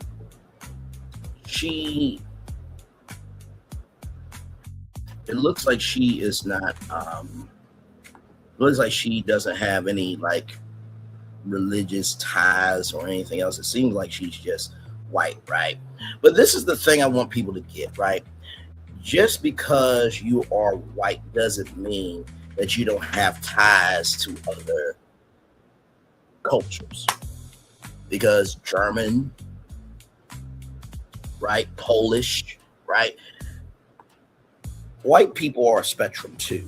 And so the reason why this is dangerous is because if somebody in her family, right, is Jewish, is this, that, and third, if her family is Polish or Irish or what have you, She is also saying that her family lineage doesn't matter.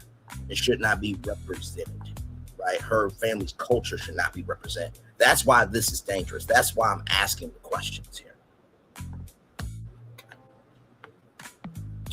The measure could also affect several Republican-affiliated staffed organizations organized around similar identities. So as you are going after the caucuses that Democrats have formed around race, there are several Republican-affiliated staffing organizations organized around similar identities. You have got to be that stupid. You have got to be that stupid. You have got to be that stupid. In a statement to Fox News Digital, Mace argued that race-based caucuses are not diversity. They are federally sanctioned segregation. She added, "You do not get to lecture about America about inclusion while running an organization which checks your skin color at the door." Well, I mean, the Triple K is a white supremacist organization. Right. Okay. I'm just saying. These are called facts, ladies and gentlemen. Right? Just keep it in a book. Right? There are other cultures, and let's not even get into essence and Africans going against African Americans. That's a whole thing too, right? But what I'm saying is racism is in every culture, right? As a white woman said on our show here, skin color does not determine character. It is the people, because there are good people and bad people in every race, right? So let's not do this, right? That's like saying I don't see color. So you don't see yourself every day in the mirror? So you don't have no color to you? Okay, child. All right. Democratic leaders call out racism. The proposal was met with swift resistance from Democratic leadership and members of the Congressional Black Caucus, who argued that the communities serve as policy-driven coalitions advocating for historically underrepresented communities. In a joint statement, Democratic leaders said the caucuses existed long before Nancy Mace arrived in Congress and will remain long after she fades into irrelevancy. Clock it, because midterms are coming. And if she is out, then what's she gonna do? You can't do nothing by the sidelines. Not being on the sidelines, rather. Nancy Mace rose to infamy for her cheap political stunts, and this is just the latest distraction from her failed primary. Yeah, failed primary.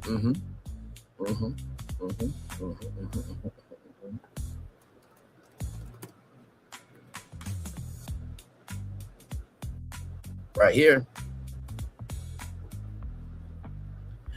She lost her own primary for South Carolina governor. So even your own state don't like you. Carolina does not like you, nor your city likes you. So stop it. Stop it and stop it. And this is just the latest distraction from her failed primary and complete inability to deliver for her constituents, wrote the coalition Democrats, referring to Mace's unsuccessful run for the South Carolina governor. Members of Congress have every right to organize around shared policy priorities in the constituencies that they serve. There are dozens of bipartisan congressional caucuses dedicated to ethnic communities, geographic regions, industries, veterans, faith, traditions, and countless other interests. Caucuses continue slinging out. The Congressional Tri-Caucus, which represents nearly half of all Americans, is a racist and shameless attempt to silence the voices of minorities. The Congressional Black Caucus has put in work for 55 years. Founded in 1971, the Congressional Black Caucus has historically championed legislation addressing voting rights, economic opportunity, criminal justice reform, healthcare disparities, education, and minority business development. The CBC has been one of Congress's most influential voices on issues affecting Black entrepreneurs, from access to capital, minority-owned businesses, to investments in underserved communities. Critics say any effort to weaken or eliminate the caucuses raises broader questions about who advocates for policies designed to close racial wealth gaps and expand economic opportunity. And I fully agree with that, right? A white person really cannot advocate for Black people. I know what y'all always say, well, what about Rachel Dolezal? Child, that was a whole different case. Okay. And like I said, it's not that all white people can't advocate, but there's a difference between being of a culture and being in a culture. Being of a culture means you around it. Being in the culture is, hey, you know how The Rock does? That's the difference. Okay? Black people are willing to listen to a black representative before a white representative. An Italian will listen to another Italian before anybody else. A Latino will listen to a Latino before anybody else. So that's facts, because the issues that impact black people are different than Latino people. The issues that affect Latino people is different than what affects Asians, right? So getting rid of that only hurts your constituents. Because here's the thing, when you're taking out diversity, equity, inclusion, equity, belonging, all that stuff, you are hurting the foundation that people have the right to life, liberty, and the pursuit of happiness. That's in the Constitution. But as Walter said, you know, it's not like they're respecting a piece of paper. Walter, Jeff Dunham's Walter, right? So if those people can't have peace to know that they're a citizen and that they can make decent money, they can live a decent life and get back to community, guess what? You cutting them off also cuts South Carolina's economy. Because it's not just white people that live in South Carolina. Hello. Black people are all over. If you took out all the minorities and it was just white in the United States, it would not be enough to make the U.S. economy work. That's facts. And really, the black dollar is worth $1 trillion. So we have the biggest dollar. But Representative Nancy Mace wouldn't know about that. So, moving on. Speaking of black people, let's get to this story right here. Let's get to this destination. Now, I don't know why they did this, so I'm going to have to do this. So give me a moment, y'all. And they need to update this because they got her whole head cut off. Y'all see it here in a minute. Y'all will see it here in a minute. So I'm just going to show y'all who this sister is real quick.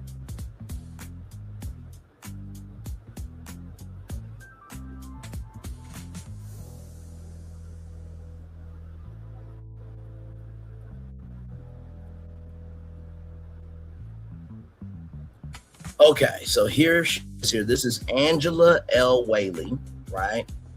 First of all, beautiful face card. I mean, hello. Like, hello. That's the face card right there.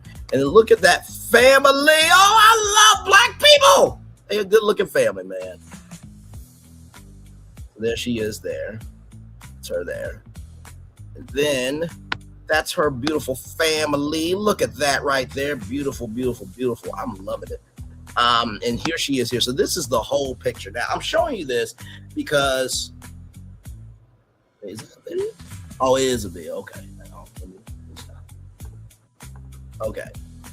So here it is here. So this is her picture. Beautiful. I'm showing you this because when I go to this here, literally they cut off her head. Bruh, y'all can't fit the frame.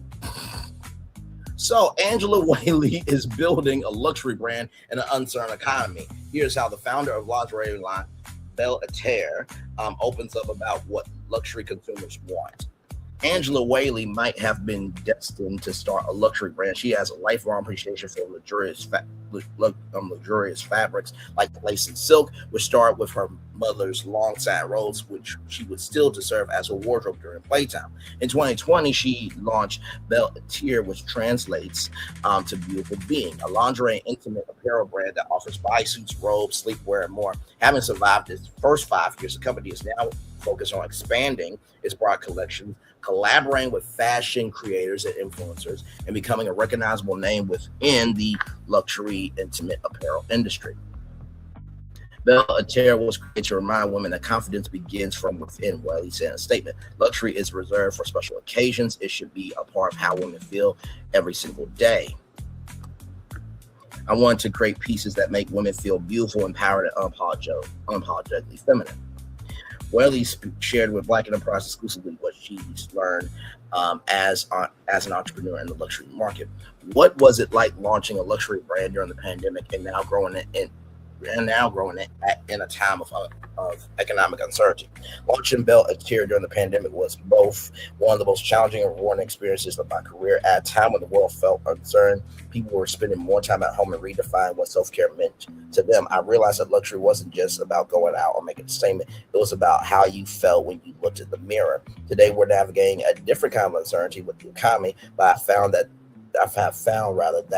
the core of our brand remains the same. Women are becoming more intentional with their purchases. They aren't necessarily buying more, they're buying better. That has reinforced our commitment to create timeless pieces that women will reach for again and again instead of chasing fast fashion or fleeting trends.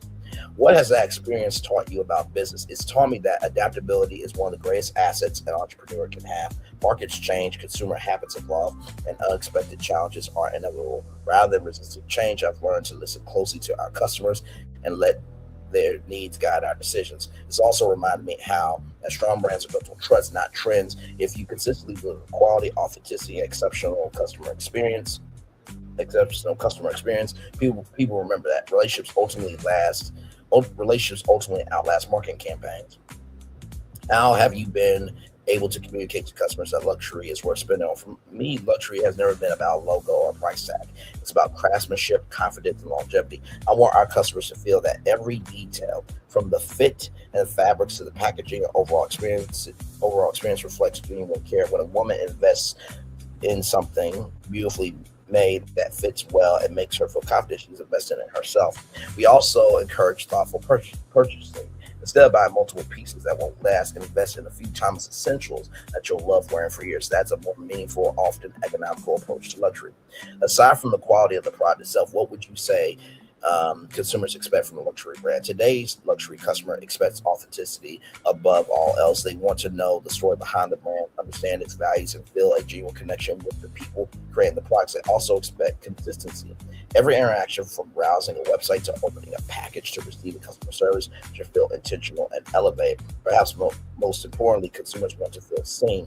Luxury is becoming more inclusive, and customers expect brands to create products and experiences that celebrate women of different backgrounds, body types, and stages of life. What insights can you share about the luxury market for aspiring entrepreneurs who want to be in the space? My biggest advice is never to confuse luxury with high prices. Luxury is about creating value that people can feel. Pay attention to every detail, because your customers certainly will. Invest in quality, not quantity. Quality, not quantity. Quality, not quantity. Quality. Create a memorable customer experience. Stay consistent.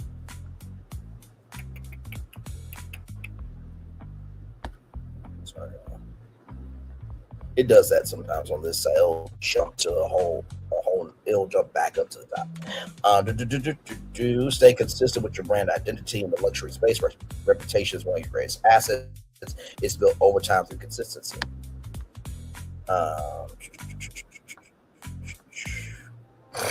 You see? Told you.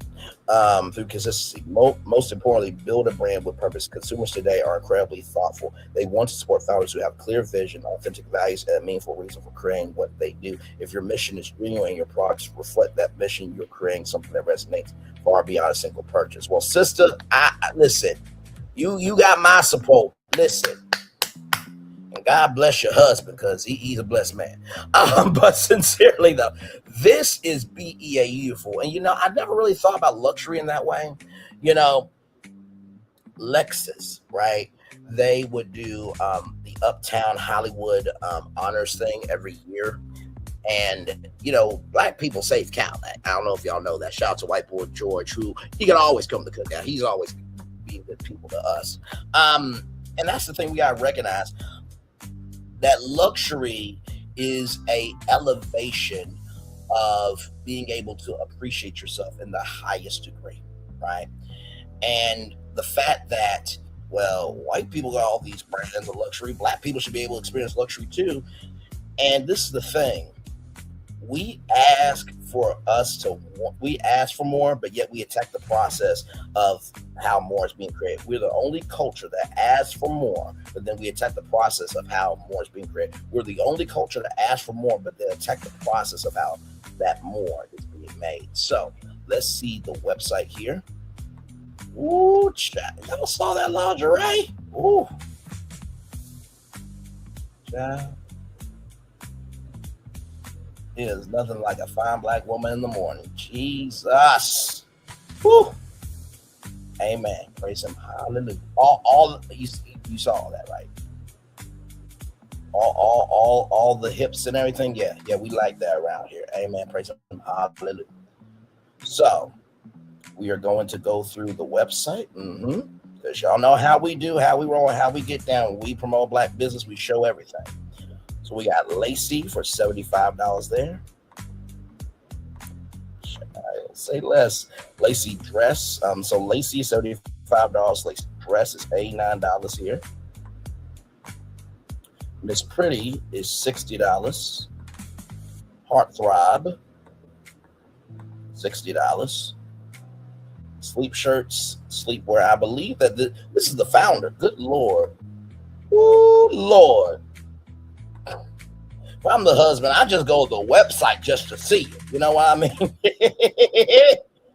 Louis Bella robe, $152. Lacey everyday thong, $7. So blue, red, and black. And then of course Lula Bella robe. So you got gold, turquoise, I believe, red, and black. Kimono love hot pink there. Then bodysuit $60. So kimono hot pink, love hot pink $48. Bodysuit $60. They got panties and proppers. We're gonna go through everything, y'all, because that's what we do around here. That's what we do. That's what we do. That is what we do. So we're gonna start with the bodysuits. By the way, enjoy free shipping on orders over $55, y'all. So the Bella bodysuit sold out. So red, black, brown. Oh Lord. And it looks like that's gray, I think, maybe. But $42 for that. Heartthrob, $60 there. Hearts all over, $55. Miss Pretty, $60 there. Heartthrob 2 in red, $60. And Royal Emerald, $60 as well. Okay, so that's all of the bodysuits, okay? The only one that's sold out right now is the Bell bodysuit, okay? So that's all the bodysuits. For the curvy girlies, 1X to 4X, okay? All right, yes, indeed. So you got Blushing in Spring for $60. You got Royal Emerald for $60. Miss Pretty for $60. Heartthrob 2 for $60. So those are the items for the curvy girlies. And by the way, y'all see the prices, right? $60 across the board for all this for these lingeries and this robe for curvy girlies from 1X to 4X. With the bodysuits, highest price is $60 for the bodysuits, right? Now we're going to look at the shirts. Okay, we're going to look at the shirts here. So you have Naughty CEO, Amen. Let me tell you something. If I marry a female CEO, I'm getting her that for when I come by the office. Okay, that shirt, you put it on when I'm here. Nobody else.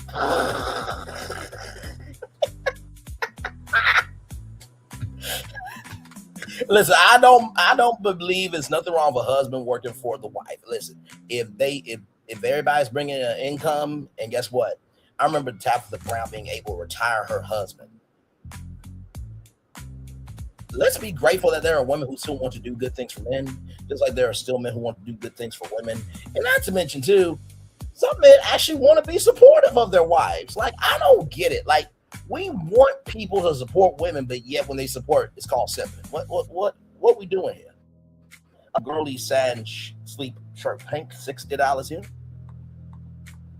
And then girly satin sleep shirt black for $60 there. Okay, so those are the shirts. Then we get into sleepwear. Okay, all right. So lacy dress right here, $89. Gianna satin sleep gown, $45 sold out, and sexy satin slip, $42 sold out. So these two are sold out here. So that's all the sleepwear. Then we're going to get into the panties, ladies and gentlemen. Yes, indeed. Lacy everyday thong, $7 there, right? And then everyday thong, $7 there. And then, of course, right here, the satin rompers, okay? Junior romper, $42. Martina romper, red, $100. And Martina romper, black, $36. The highest thing that you can get on here is $100. The lowest thing you can get is $7. Y'all, come on.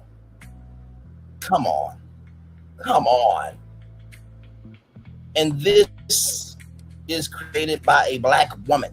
Okay, there's a black woman out here creating lingerie for black women, of black women, for black women, of black women, and by black women. Come on, you can't get better than that.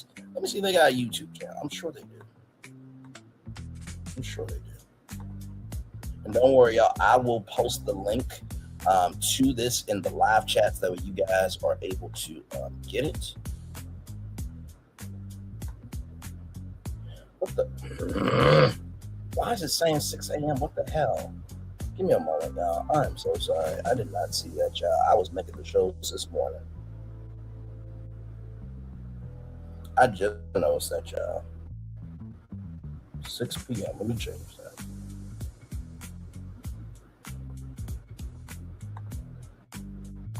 Edit. 6 p.m.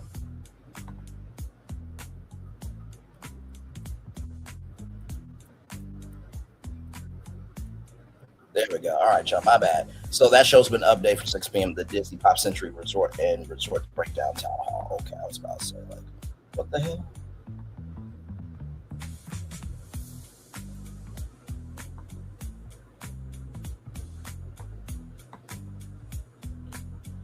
Okay, let me see something.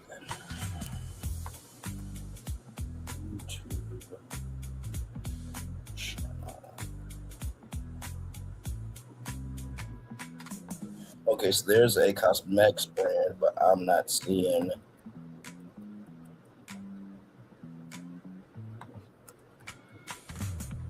black owned.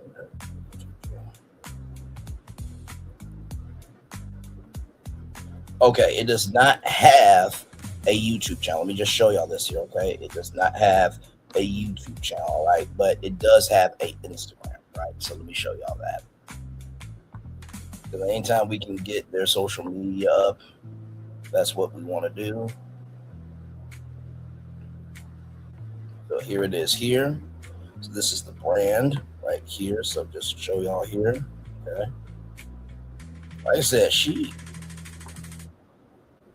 does she come with the lingerie? Like, I'll buy the lingerie, support the brand, but does she come with it?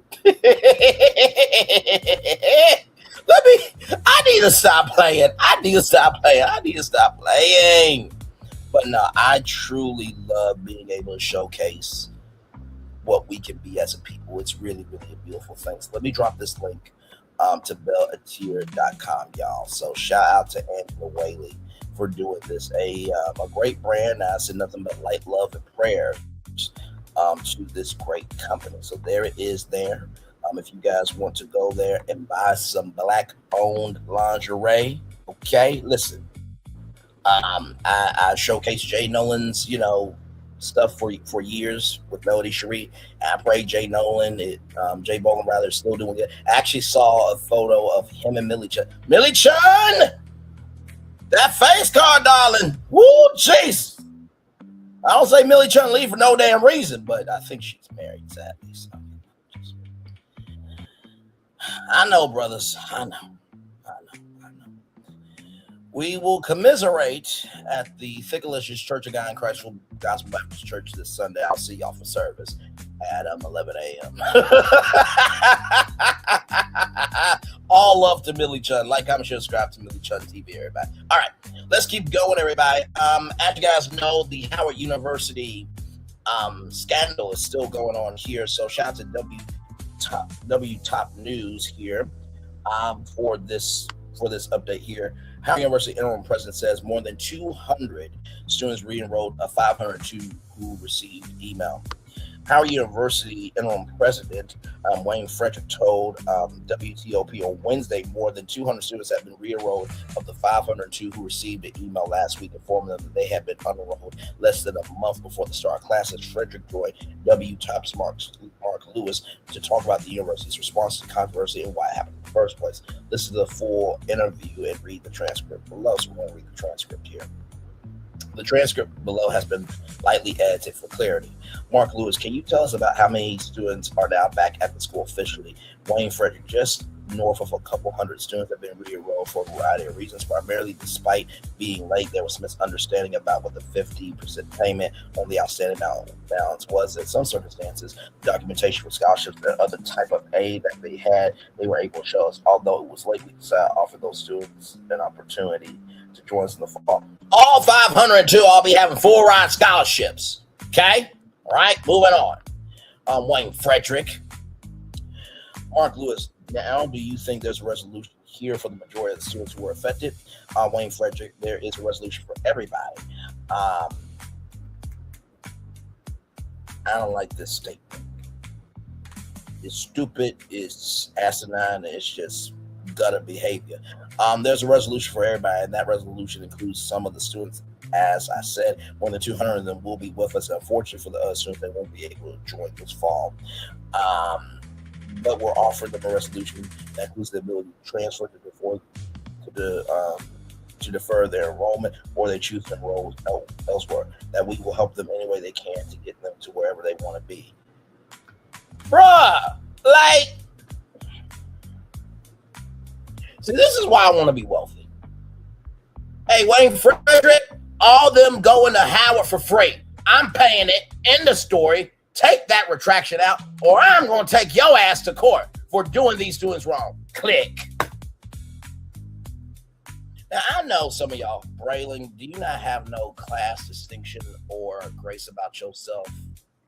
Why you got to go off on people? Why you got to call people? Why you got to do this, that, and third? Y'all, if this was your child, not being able to go to Howard University after your child did everything that they were supposed to do, would you not go off? My God, what is wrong with y'all? Mark Lewis, we know that many more students were able to follow procedures. They met the deadline. They were enrolled. This group of 500 this year, it seems like an awfully high number to most of us. Is this a regular reoccurrence? Or would you say this is an unusual situation that you're facing this year with the numbers this high? Wayne Frederick, so let me say, while there's been so much attention on these 500 students, excuse me, there's supposed to be attention on these 500 students. What the? See, this is why I wish Dexter was real sometimes. I wish there was a Dexter task force. A DTF, Dexter Task Force, a Dexter Task Force, a Dexter Task Force. If you know what Dexter is all about, then I'm not going to make 1 + 2 = 3 for you. But we need a Dexter Task Force just to, in the words of Sheree, shift themselves just a little bit. To shift them rather just a little bit. Because it's like these 500 students deserve to go to school just like these 2,265 students deserve to go to school too. The hell wrong with you? Of our students met all the criteria, did everything we asked them and got right.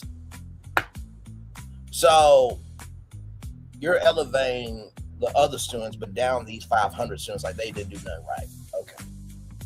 I'm so very glad that you pointed that out, and kudos to them. We want to be able to come to campus and see that we're ready to have them. And part of this is making sure we're ready.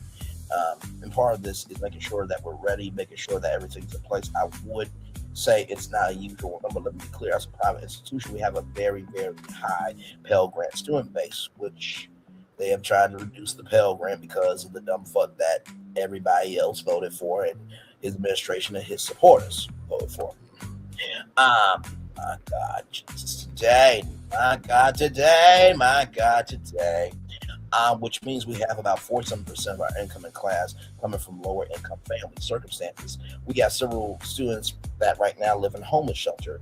Even before coming to us, we have students who are not in contact with either parent. So of all those posed challenges in terms of students being able to meet deadlines, we recognize that, which is why we put our financial packages, our financial aid packages earlier than we ever had before, as early as March. And so it's not unusual, but it is unusual as an institution, a private institution, to have such a high Pell Grant population. And so as a result, trying to do everything earlier to try to support the students is the best way. And the best way is a very key part of our strategy. Mark Lewis, I'm sure you have heard from critics about this entire situation. We feel that's a bad look for Howard University. Are you concerned about the school's reputation taking a hit from the situation? I'm not. So you're not concerned that this could damage the legacy of the university that's about truth and service? Oh, God, he's the interim president. I mean, we got the black version of Josh tomorrow at this point. My God, today. I don't want to be naive that negativity in the social media realm and in the press isn't good for us, but I also think people say things like, because we're Howard, we should accept these students if they don't follow procedures, etc. No. No one has said that. No one has said that. What we're saying is, how in the flying hell can 500 students be unenrolled automatically that quickly? People have the right to ask questions. Dude, this might be Ticket TV's brother. Oh my God, this is just, my God, today. I can't do it. I just can't do it. I think that's a very misguided commentary. I also think that the commentary suggests that we should take the students just because of their circumstances is also a bad commentary, because the same people will be on social media and your media outlets will cover stories if we do not have our dorms ready. There was I'm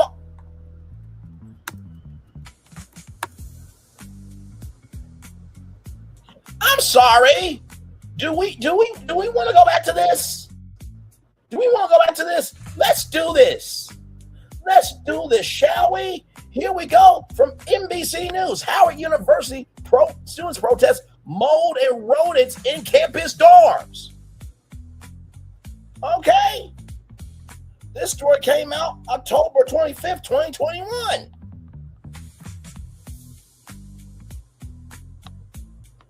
Right here, a student, right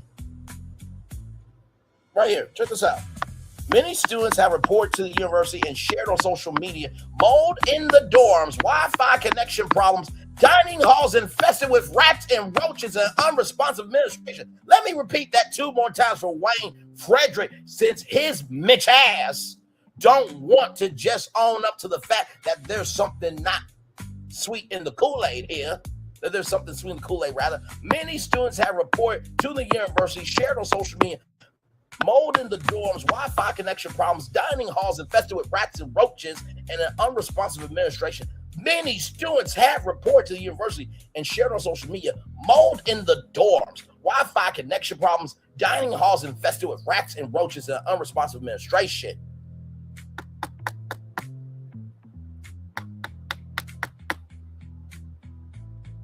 There was a student who was not able to connect to Wi-Fi over a month and couldn't access Blackboard, a platform colleges use for assignments and grades.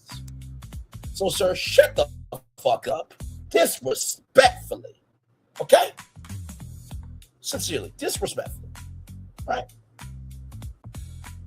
That was a fact that happened, okay?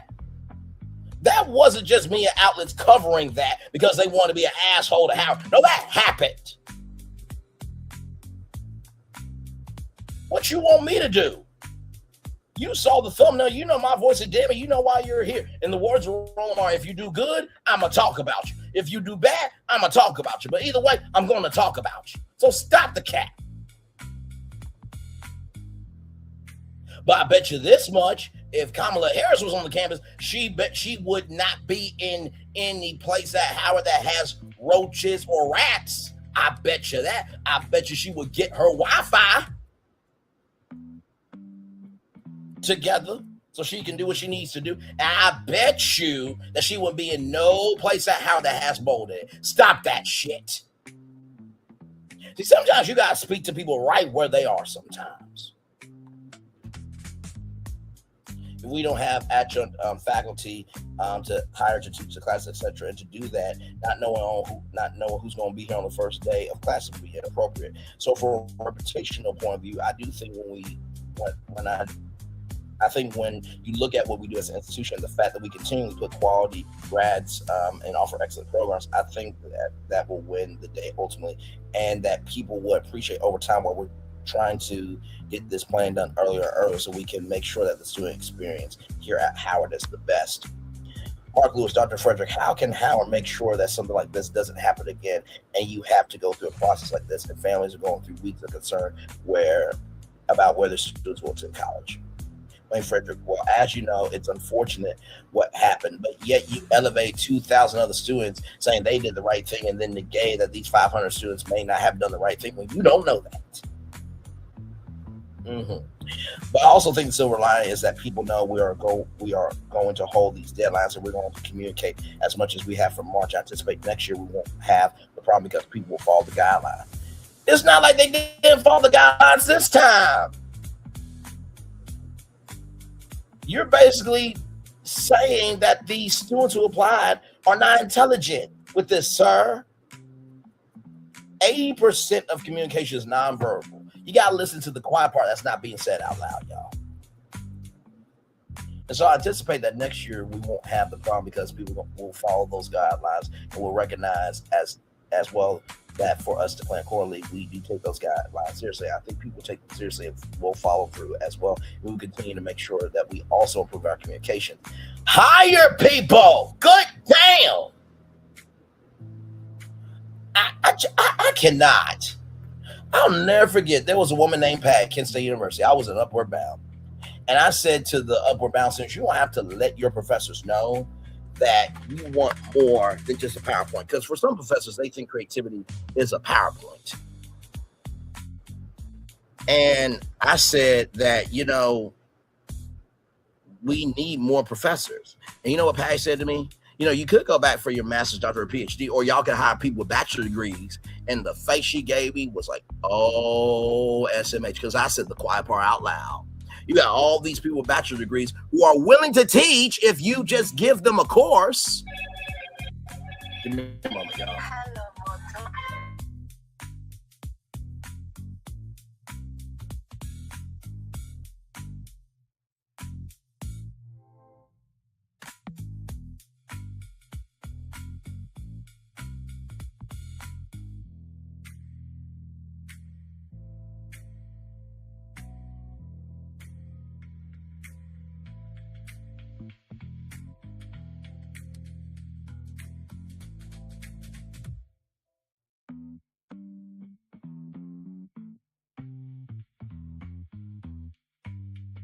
Sorry, y'all, I have an appointment later on today. That's why I need to do the show earlier.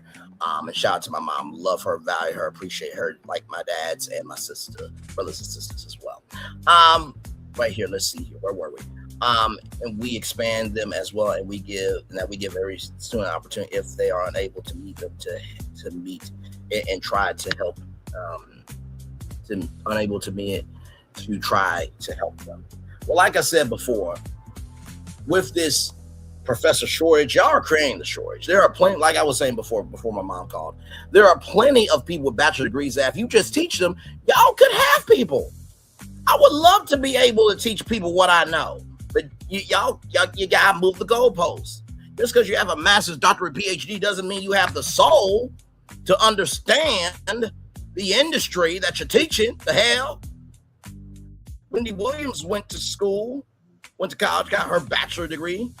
I believe she got a bachelor degree, right? Make sure it's down.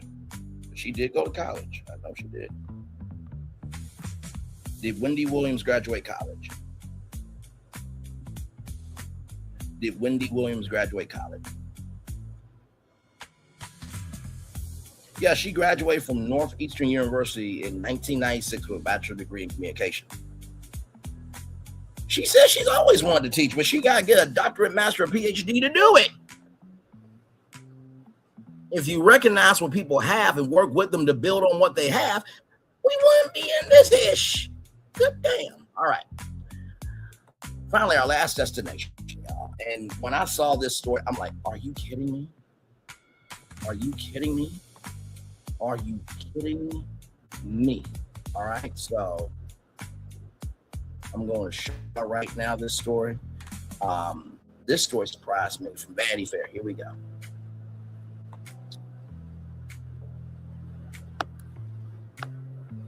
Here we go. Inside the 30-year fight to release Whitney Houston and Brandy's Cinderella soundtrack. So I had no idea that the Cinderella soundtrack was not out. Like I said, let me say it 2 more times. Inside, right here we go. Inside the 30-year fight to release Whitney Houston and Brandy's Cinderella soundtrack. Inside the 30-year fight to release Whitney Houston and Brandy's Cinderella soundtrack. Recording the album was a magical 48-hour whirlwind. Whitney Houston, a superstar in her vocal prime, and Brandy, the rising talent, just discovered the full scope and range of her gifts, joined forces with the best producers in the game. So where is it? Shout out to Chris Murphy for bringing this story to our attention here. And of course, there is the one and only Whitney Houston. There's our Black Cinderella, Brandy. And by the way, you can see Brandy as Black Cinderella in Descendants. She is continuing on the legacy. Oh, if Whitney was here, oh my God, it would have been amazing. Okay, here we go. A confident, poised Whitney Houston. I'm just going to read the opening because, of course, as you can see, you got to subscribe to continue, but no worry, I got the article. But I'm going to start off here. A confident, poised Whitney Houston and a doe-eyed Brandy Norwood are standing around a grand piano in a wood panel recording studio. The year is 1997. The two singers are in the midst of learning the duet Impossible, Rodgers and Hammerstein's Cinderella, for their forthcoming televised remount of the musicale for ABC. That made-for-TV movie, groundbreaking in the diversity of its cast as well as its decision to make a 16-year-old Norwood the first Black Cinderella, and Houston, her fairy godmother, will go on to become one of Disney's biggest risks and biggest success stories. Cinderella pulled in 60 million viewers when it first aired on November 2nd, 1997. It sequentially sold the most home videos for any made-for-TV movie at that time. Let me say that 2 more times. 60 million viewers and sold the most home videos of any made-for-TV movie at that time. 60 million viewers and sold the most home videos of any made-for-TV movie at that time. As a result, Cinderella has become an indelible cultural artifact for a generation of fairy tale loving millennials. Now, let's finish the rest of the story out here because I have it for y'all. And like I said, I had no idea about this. Like I said, when I'm off on Thursdays, I'm off unless there is something in the culture that needs to be talked about.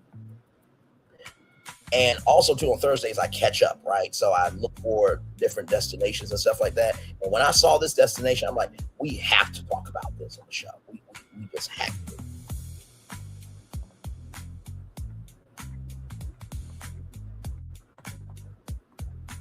Okay. So here we go. Right here. But singing around the piano while being filmed for Entertainment Tonight for a behind-the-scenes package about the making of Cinderella. Cinderella, Whitney, and Brandy don't know any of that yet. They're just trying to learn the damn song. In the words of Steve Harvey, damn is a legal radio word, okay? This is the note. This is your note. This is the note Houston says warmly but firmly. She's trying to guide her teenage co-star, who is somewhat inexplicably singing the melody an octave below where she should be, to the right pitch. Then a lovingly exasperated Houston delivers the iconic instantly line, "Why are you down here?" before belting out the notes herself in her singular fashion. Of course, Brandy, a pre-naturally gifted vocalist, eventually gets the notes right, and she and Houston are able to sing together in perfect harmony. Thanks to E.T. Entertainment Tonight, we can still watch the pair sing a snippet of "Impossible" together, the recording booth, trading lines back and forth with each other, grinning from ear to ear as they lay the vocal down the vocal for the soundtrack. But that 4-minute package is all we have from that recording session. Considering the effort that went into recording the album, one producer for Brandy, another for Whitney, reinvented the songs behind Disney's most famous princess, as well as the massive success for the film, you think that it would be a sure thing for it to be released. Well, you'd be mistaken. You know, the release would be great for D23, but of course that's not going to happen because that would just be too intelligent. Josh Tomorrow intelligence really don't compute well. And by the way, I'm being facetious. Josh Tomorrow has put in the groundwork to be CEO, but my God, like Disney is more for promotion than connection nowadays. Just keep it up. Well, you'll be mistaken. Despite enduring love for fans, you can't buy a 1997 Cinderella CD or vinyl for your niece's birthday. You can't stream the soundtrack on Spotify or Apple Music, thanks to warring record labels of the 90s and industry red tape. The Cinderella album has been lost to time. Oh my God, it's ridiculous that this album never happened. Cinderella producer Deborah Marin Chase tells me on the phone. Deborah Marin Chase is a legend. Okay, all right. Her resume is extensive. It would take up a whole hour just to tell you. Okay, the first Black female producer to land a deal at a major studio. We say that again. The first Black female producer to land a deal at a major studio. The first Black female producer to land a deal at a major studio. Chase was the engine behind Cinderella, producing the film alongside Neil Moran and the late Craig Zada. And for this purposes, let it be crass. She says bluntly, it's money you're leaving on the table. The fact that the Cinderella cast album was never released was the greatest heartbreak of Houston's career. Zada, who visited Houston in Atlanta the year before her death in 2012, said in an interview, it didn't make sense to her that there was no album. She just couldn't understand the fact that the album was never released. It's one of the biggest mistakes which needs to be rectified, says Murray. What's tricky about the Cinderella album is precisely how much time has passed since it's recorded. Many of the executives and employees at Hearst, Atlantic, and Disney Music Group weren't around for the label's complex contract negotiations of 1997. Some of them weren't even born.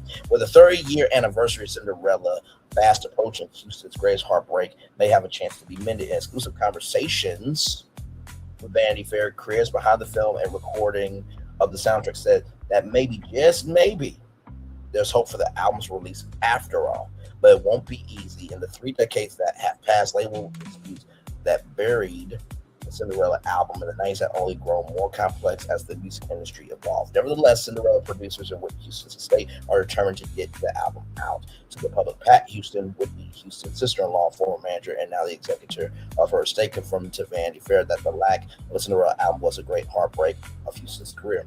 Releasing the album would celebrate not just Whitney's voice, but her vision, Houston said in a statement to Vanity Fair. The absence of the soundtrack has devastated many of her fans. Oh, God. Like Cinderella's night at the ball, the recording of the album was a magical whirlwind. For less than 48 hours, the Cinderella team gathered at Capitol Records, that famous, iconic building, okay? Listen, I would just love to... Here's a question. Does Capitol Record... Let me ask you. Because I'm sure, like... I know you just can't walk in the building just because you can walk in. Does Capitol Records do public tours of their building? Okay, so they do not offer regular public tours of the famous tower or recording studios. They should, because that would be that's music history. But anyway, the famous studio where greats like Judy Garland, Frank Sinatra recorded their albums. Arif Mardin, the late legendary Turkish-American music producer who worked with greats like the Queen of Soul, Franklin, the Bee Gees, and Diane Warwick, served as music producer alongside relative newcomer Chris Martin. Montan had already overseen the soundtracks for major Disney hits like The Little Mermaid, 1989, Beauty and the Beast, 1991, Aladdin, 1992, or The Lion King, 1994. And we're going to produce a soundtrack for over 100 Disney movie and television projects. Chris Montan is a Disney legend, ladies and gentlemen. That's basically what that was basically what was said there. Arn, who died in 2006 and was more the senior of the two and worked closer with Houston. Montan was more focused on Brandy. She doesn't mean Chris, I'm a little nervous, Montan recalled. When he asked her why, Brandy's answer revealed just how far out of her comfort zone leaving a golden age musical was. Well, I never sung opera before, she said. Houston was completely different story. We might have done all her stuff in one night, says audio mixer Frank Wolf, who was in the studio with both Montan and Marvin.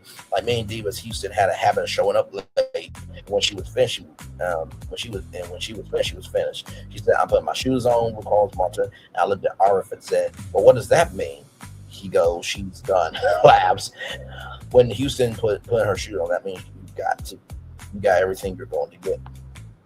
Going into the recordings, the Cinderella producers didn't know which label, if any, will release the album. We decided that we recorded anyway, Martin said, because we thought, who wouldn't want this album? This is something that'll last forever. A lot of ink, but for something to last forever, it has to exist. A lot of ink has been spilled on how risky it was for Disney to make a lot of ink has been spilled, rather, about how risky it was for Disney to make Cinderella with a diverse cast and 2 black leads, but less has been written about how risky Cinderella was for both Houston and Brand. They were recording artists in their own right, one at the height of her superstar, the other just embarking on the journey, juggling their careers with their eyes set on passion project discovered by the legendary late producer Clive Davis. Houston was signed to Hearst Records, which David found in 1974, now arm of Sony Music. Hearst Records was one of the most commercially successful and defined pop labels of the late 20th century. Davis, arguably the most renowned executive producer of his generation, managing the careers of superstars like Houston, Barry Manilow, Pat Smith, Tony Braxton, Usher, or Aretha Franklin. Meanwhile, Brandy was signed to Atlantic Records, founded in 1947 by Art Ergen and Herb Emerson. Atlantic Records helped define popular music, specializing in launching black R&B and soul acts into the mainstream, beginning with artists like Ray Charles, Otis Redding. They have since expanded their purview to include artists like Charlie XCX, Bruno Mars, and recently Miley Cyrus became an influential record label in its own right. At the time of Cinderella, Brandy was fresh off her critically acclaimed debut album and worked with Craig Kaufman as her artist and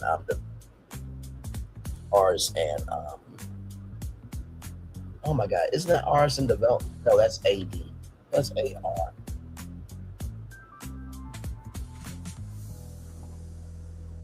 A&R in the music industry.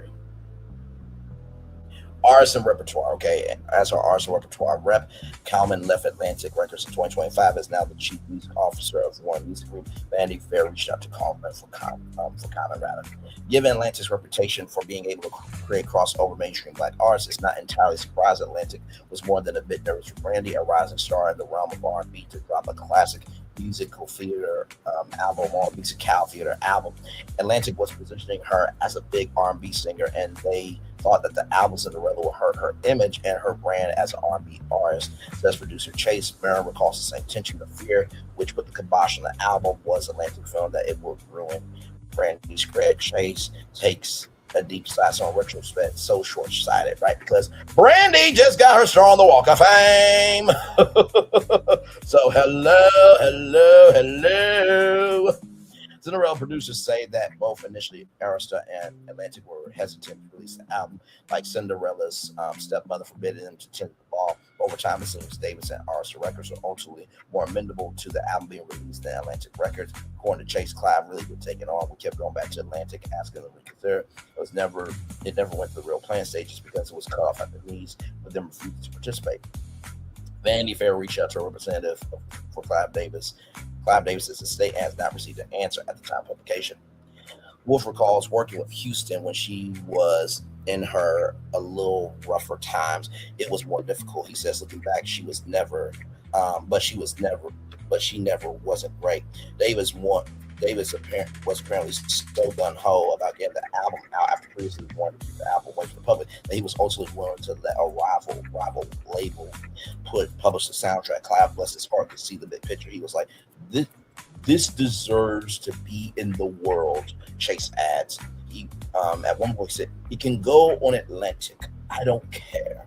This needs to be in existence." But even Davis, at the time, the music industry could make the impossible happen. Atlantic was steadfast, and they just refused, said Chase. It was kind of down to the wire. They were just like, no. Vanity Fair reached out to Atlantic Records and Hearst Records for comment at the time of publication, but there's no official comment from the labels. Through her representative, Brandy Norwood declined to comment for this story.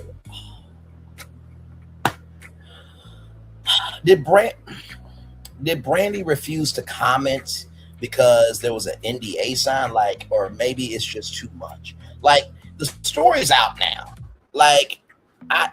Listen, at least Vanity Fair went to Brandy. They didn't just publish this without trying to get all sources, which is what you're supposed to do as a journalist, right? Or even if you are a commentator, still have integrity with a journalistic soul, right? In the 30 years since Cinderella premiered, it seems other efforts were made to get the album out to the public.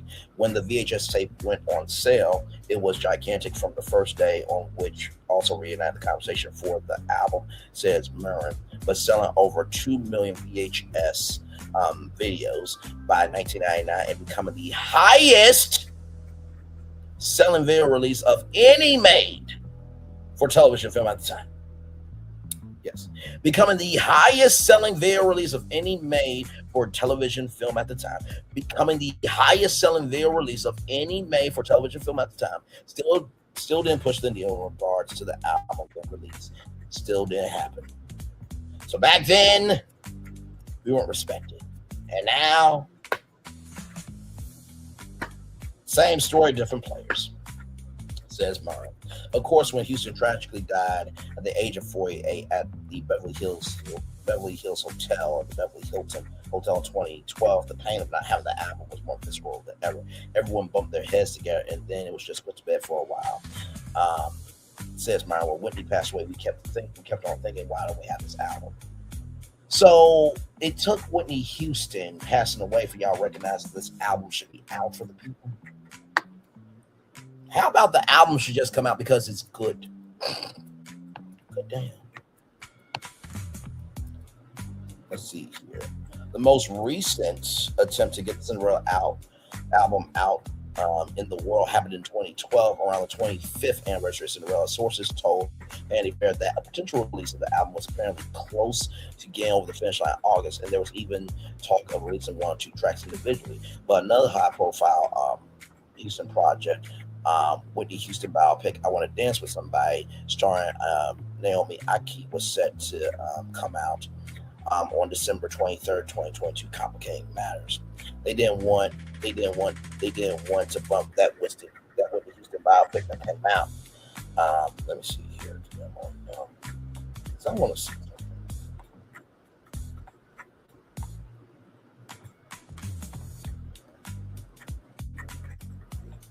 So right here, this movie right here, right? Now, if they were smart, right? If these producers were smart, if Pat Houston was smart, what I would have done, hey, let's mention the fact in the movie that Whitney did Cinderella in the film, and guess what? That film would have given Black people the moment of, oh, let me go look up Cinderella and go rewatch that. People do that all the time. I think Avengers Endgame is going back in the theaters to promote Doomsday. Come on now. That would have... Oh my God. Idiots. Moving on. Said Myron of the Houston estate, Vanity Fair has asked Houston estate about this claim but has not received an answer at the time of publication. There was also another unforeseen roadblock involving record label, but this time, in an unexpected twist, it wasn't Atlantic or Hearst, so complicating Cinderella's release, it was Disney. From what I've been told, Hollywood Records has been stopping it. Since a subsidy of Disney Music Group, Hollywood Records is a record label devoted to Disney artists and soundtracks for Disney projects. Myron believes that Hollywood Records currently owns the Cinderella Masters and stands to potentially gain the most from the release of the album. Didn't y'all just do HBCU things at Disneyland? Disney on the Yard, Drum Major Mickey, y'all were just at Essence. Like, stop the cap. Do you not know if you release that album at midnight? Look, this is what I would do if I'm Disney. Now, Disney is not going to be this intelligent because they don't have intelligence. But if I was a CEO, all right, Hollywood Records, you're going to do it or I'm going to fire all you fucks. That's the first thing. Second thing, we're going to do a dual release party. Okay? Cinderella Castle, right? At Walt Disney World and at this California Adventure, World of Color at midnight. World of Color will do a show with the Cinderella soundtrack in the World of Color show, and then a fireworks show at Walt Disney World with the Cinderella soundtrack. So the music is being released to the world at midnight with two simultaneous shows involving the Cinderella soundtrack. That's how you would do it. I would live stream it on social media and broadcast it live on ABC and stream it on Disney Plus and Hulu. That's what a smart company would do, you dumb fucks. Brandy is the Black Cinderella in Descendants. And I'm trying not to go there for my sister's sake because she said, you guys are this.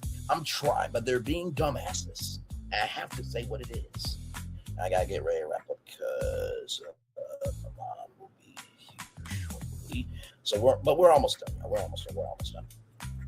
A source close to Disney told Vanity Fair that Disney Music Group has never owned the rights or masters to the Cinderella album. In the 90s, Disney's Hollywood Records were considering releasing the album. At that point, Hollywood Records was going to do it, but Atlantic wouldn't budge.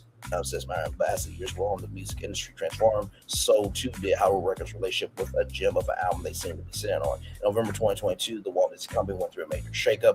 Bob Iger returned as CEO of the Walt Disney Company, replacing his handpicked successor, Bob Chapek. Iger proceeded to restructure the company, dismantling the Disney Media Entertainment Distribution Division, which was a dumbass decision, just like moving America's #1 morning show from Times Square into the basement of a glorified building named after himself called the Robert E. Iger Building, because that Media Entertainment Distribution Division could have been making content for Disney Plus and Hulu and A&E Global Media and third parties, but that's neither here nor there. But that's the smart genius of Bob Iger, ladies and gentlemen. Said no one ever. So maybe at the time, dusting off a 25-year-old album, multiple labels involved was at the forefront of anyone at Disney's minds. If I was Disney, I'd say, let's aim at getting a record ready to go. Next year's 30 year anniversary. Let's air it again. Do a theatrical release, okay? And release an album. Oh, there's one last reason Wolf thinks the album deserves to be heard. It's fucking Whitney Houston and Brandy. Thank you to Mr. Wolf. It's fucking Whitney Houston and Brandy. It's fucking Whitney Houston and Brandy. What's tricky about the Cinderella album is precisely how much time has passed since it was recorded. Many of the executives and employees at Arista, Atlantic, and Disney Music Group were around for the label disputes and complex contract negotiations in 1997. Some of them were even more. Multiple sources at the various record labels expressed their wish for the Cinderella to be released either then or now, but admitted that they were completely unaware of the drum that had prevented its release in the first place and were unsure exactly what would be necessary to get the album across the finish line today. What we do know is that by the 2020s, there were at least 3 different labels involved in needing to sign off for Cinderella to ever be released. I don't believe Atlantic Records can move forward without approval from both Arista and Atlantic Records. So this is why sometimes it's important to have black CEOs, because black CEOs, we about doing the right thing. Okay, yes. Okay, we're gonna make a contract here, and if y'all renege on this, y'all will be paying $50 million. You don't want a $50 million damage fee for lying to the people, right? That's how you put pressure on people. Says Pat Houston, but wait, there's more. A fourth label also has a vested interest in getting this album to the public. Concord, the largest independent music publishing company in the world, purchased the Rodgers and Hammerstein organization in 2017 and now owns the rights to Rodgers and Hammerstein's entire catalog. Iman Lloyd Webber, yes, that's the daughter of EGOT, Emmy, Grammy, Oscar, Tony winner, and Broadway icon Sir Andrew Lloyd Webber, and also the rival of Maxwell Sheffield in the sitcom The Nanny. That was on CBS, is the executive vice president at Concord Theatrical, oversees the Roger and Hammerstein brand for Concord. Myron says that Webber has made it a mission of hers to try and solve the mystery. That's why this did come together. Shout out to the daughter of Sir Andrew Lloyd Webber, and Mongan Lloyd Webber. Shout out to you, good sister. It's been almost 30 years since viewers were first entranced by Brandy and Whitney Houston and the rest of the cast. Iconic performances in Roger and Hammerstein, Cinderella, said Webber in a statement to Andy Fair. We hear the Cinderella fans and know that they've been clamoring for an album. Concord is at the race for HowU Records, our partners at Disney, and all involved in this project to finally get the soundtrack released and for the enjoyment of lifelong fans who are soon to discover its magic. For its part, Myron told me that he believes that the album is in a vault somewhere, and what's more, he has a copy of it. Of course, I have it. He said, Amon had no idea that there was a complete album, so I sent the album over to him so they know it exists.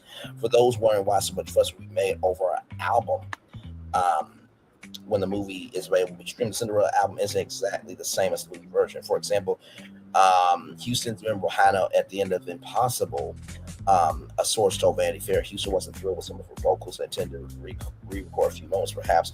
The last note in the Impossible was one to grab that note from TV soundtrack to add to the film, said Myron, and then with Confession. Now, 30 years later, all the label drop scenes besides support for multiple reasons.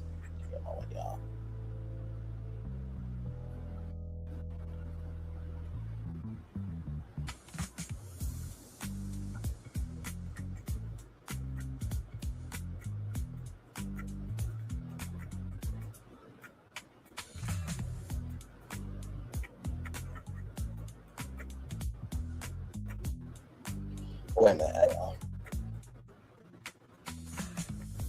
Where is it?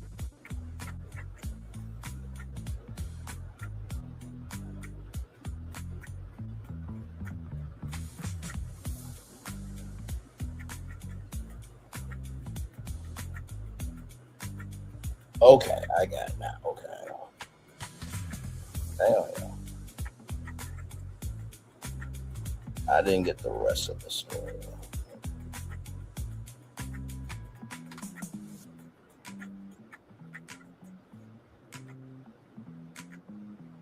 Oh my God.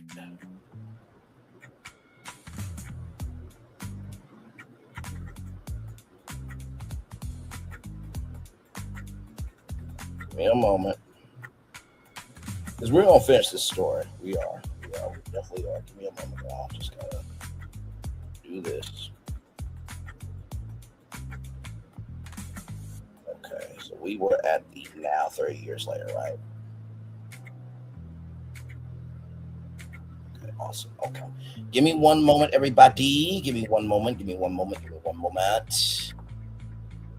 Okay. Because now we're almost there. Right. And like I said, shout out to this good brother right here, Chris Murphy. Shout out to you, Chris Murphy. Thank you so much, brother. Thank you so much. Great work. Great work. Great work. Okay, here we go. Now, 30 years later, all the label drama seems besides the point for multiple reasons. From a business standpoint, this is a valuable asset that will make money, Chase says. It's just a gorgeous soundtrack of a movie that now has legacy status that the fans want. What's more, there's also a new generation prime to experience that already have a way in. Brandy has stepped back into her glass slippers, starring as Cinderella on the Disney Channel movie Descendants Wicked Wonderland, which follows the children of beloved Disney characters once more. Brandy's prince, Paolo Montalban, stars opposite her in the film, now all grown up as King Charming, keeping the legacy of the 1997 Cinderella movie alive. Although there's a younger built-in audience primed for more Cinderella content, Myron thinks that some work will have to be done to update the masters and to locate where exactly Disney might be keeping them, if they have them at all. We'll probably have to track down what kind of vault it's in, says Monta. It's probably in some Disney Vault, Kansas City Underground, where they will have a lot of that stuff. If it was worth, Disney has a secure underground film vault located in the Hudson Salt Mine in Kansas. A source close to Disney told me, for the record is not being kept in a Disney vault. If anything, the idea of unreleased Whitney Houston vocals, even if they were ultimately unfinished at the height of her powers, should be enough to get anyone with ears interested in getting the album out. Wolf recalls working with Houston when she was a bit tougher at times. It was more difficult. Looking back, but she never was great. By Capitol Records recording the Cinderella album, everything was a dream. 30 years later, wouldn't this be a cool thing for a next generation of Whitney fans to see her in a completely different light? Says Martin, it's all positive. I can't find any negative on it. Martin has another wish along with the album coming out. I wish we could do a reunion concert 30 years later. He says, name checking other Cinderella cast members like Whoopi Goldberg, Victor Garber, and Bernadette Pierce. I know Brandy can still sing it, he adds, and even has an idea who could potentially step into Houston's shoes for a reunion concert. Jennifer Hudson, Cynthia Erivo. Let's do Cynthia Erivo, okay? I mean, Defying Gravity beats out any Jennifer Hudson record. Okay, let's not do this. Let's not do this. Okay, listen. And I think that Wicked actually made more money than Dreamgirls. Give me a moment.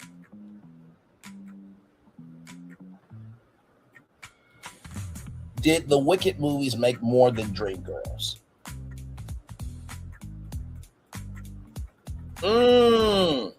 Even the first Wicked film alone vastly outperformed the entire global run of Dreamgirls. Dreamgirls grossed about $155.4 million worldwide during its theatrical run. For 2024 for Wicked, it grossed roughly $758 million globally for just the first film, and then another 525.8 million or more in 2025 for Good. Together, the Wicked films pulled in over $1.2 billion combined, easily surpassing Dreamgirls. Listen. I don't want to hear it. No. I'm gonna show you. Okay, for those of you who don't believe me, I'm gonna just show you. Here it is, right here. Oh my God! Wow. Okay, all right. She shouldn't have a talk show. End of discussion. Jennifer Hudson should not have a talk show, rather. Okay, let's continue. Was worth Houston's estate is more than open to the idea. I believe the 30th anniversary Cinderella concert will be amazing, says Scott Houston. It seems like, especially with Whitney being gone, it would be kind of a slam dunk, says Wolf. If I were Disney, I said, let's aim to get a record ready to go. Next year's 30th anniversary, let's air it again and do a theatrical release as well. Hello. And release an album. Oh, there's one last reason Wolf thinks the album deserves to be heard. It's fucking Whitney Houston and Brandy. And hopefully one day they will talk about impossible dreams, says Marley wistfully. It has been a question on all of our parts to right over wrong. Is it impossible that the public will ever hear the Cinderella album? It's hard to say. As a wise woman once saying, impossible things are happening every day. Yes, indeed. So there's Brandy, there is Whitney, there is Deborah Martin Chase, and there's Craig Zada right there. Shout out to that. What a great show. 3 hours, 2 minutes, 44 seconds here. Let me see if I can get y'all a positive news story, and then we're going to be out of here. I'm going to have to wrap up the show early because, I usually do all the commercials, but I got an appointment. So. But what a great, great show, man. And like I said, I wanted to end the show on that. Okay, I wanted to end the show on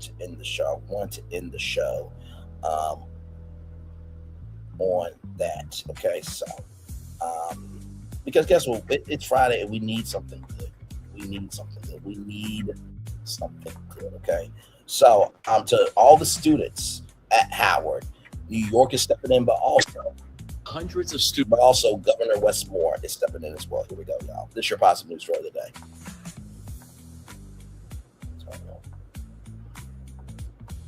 You were one of the hundreds of students disenrolled from Howard University just weeks before moving. I want you to know this, Maryland, we've got your back. Howard University is an important institution and we support its students. And that's why my administration is working with the University of Maryland System Schools to provide expedited admissions and financial aid options to those impacted. So if you were impacted, you can also receive an $800 credit to help offset your non-refundable Howard deposit. So reach out on email to the team on the screen. Right here. Because so that is osfamailmhec@maryland.gov. Give me a moment, y'all. I will type in the chat. No worry. Okay, guys. Damn.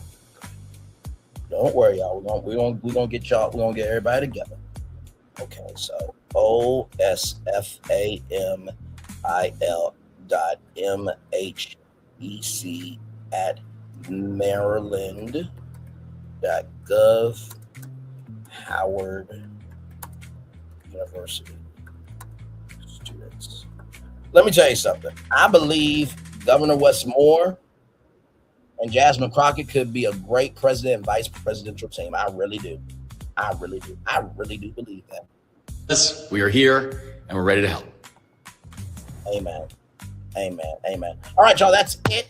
I'll see you guys back here a little bit later on tonight at 6 o'clock for our Disney conversation. Okay. We will do that here tonight. As you can see right here, Pop Century Resort and Disney's Pop Century Resorts Breakdown Town Hall tonight at 6 p.m. And then at 8:30, I got Ticket TV's ass because he's doing way too damn much. Because people have questions. They're trying to gain understanding. You want to call them stupid and not have a brain and call them, liars and call them broke and stuff. When you got 10 motherfucking ass channels on YouTube. Mitch, shut your ass up. I'll deal with his ass tonight at 8:30. One love, much love, all love. I feel the love and send it right back to you. Bye, everybody.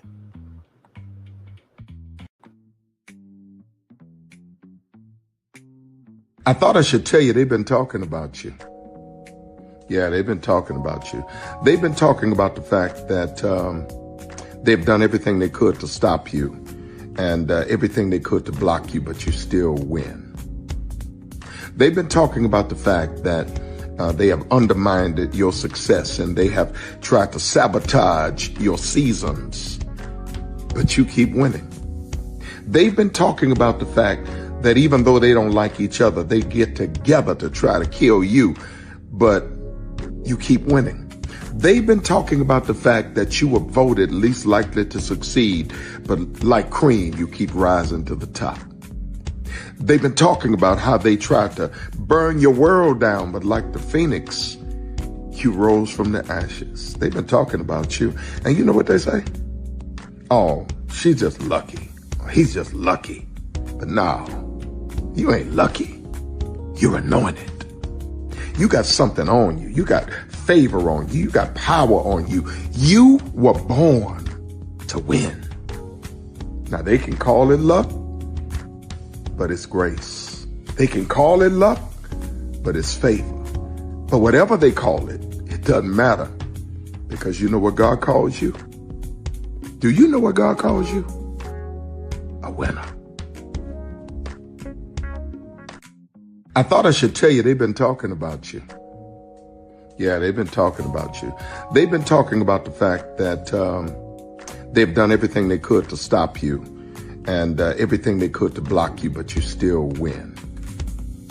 They've been talking about the fact that they have undermined your success and they have tried to sabotage your seasons, but you keep winning. They've been talking about the fact that even though they don't like each other, they get together to try to kill you, but you keep winning. They've been talking about the fact that you were voted least likely to succeed, but like cream, you keep rising to the top. They've been talking about how they tried to burn your world down, but like the phoenix, you rose from the ashes. They've been talking about you. And you know what they say?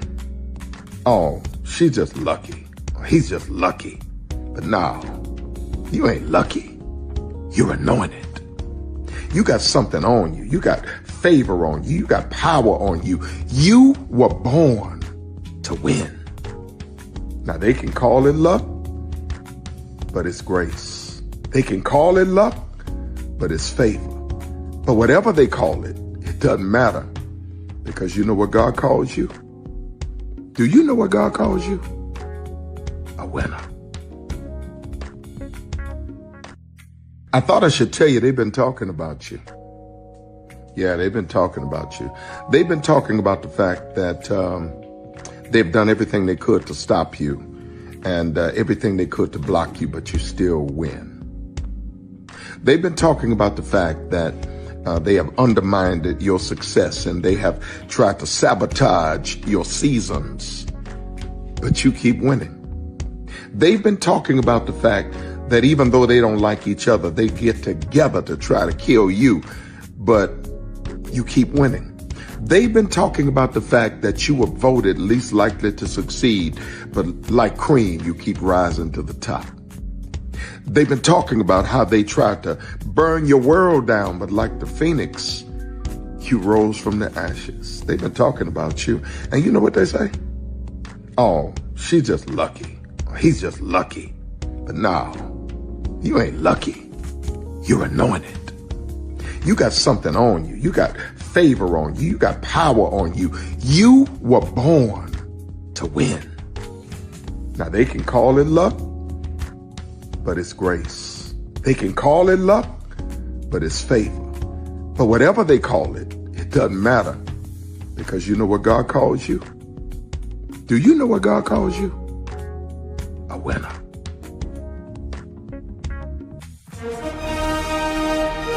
Prepare for a journey beyond imagination, beyond belief, beyond anything you've experienced before.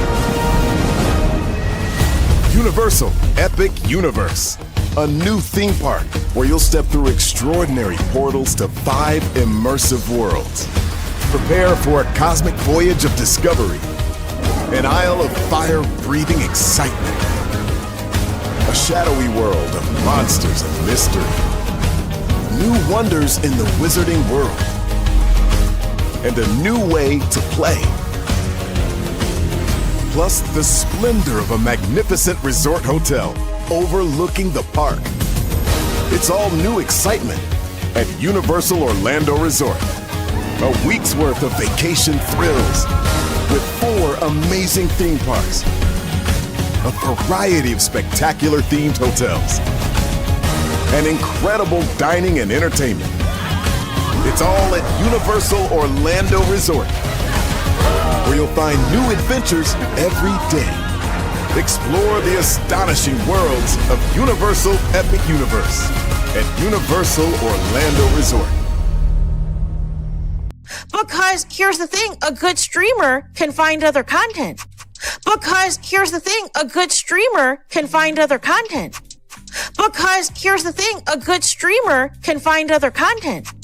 I've been moving on my own accord, covering Black culture. There is more to life. I heard that, friend.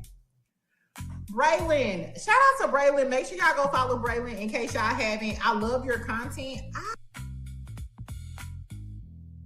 have been moving on my own accord, covering Black culture. There is more to life. I heard that, friend.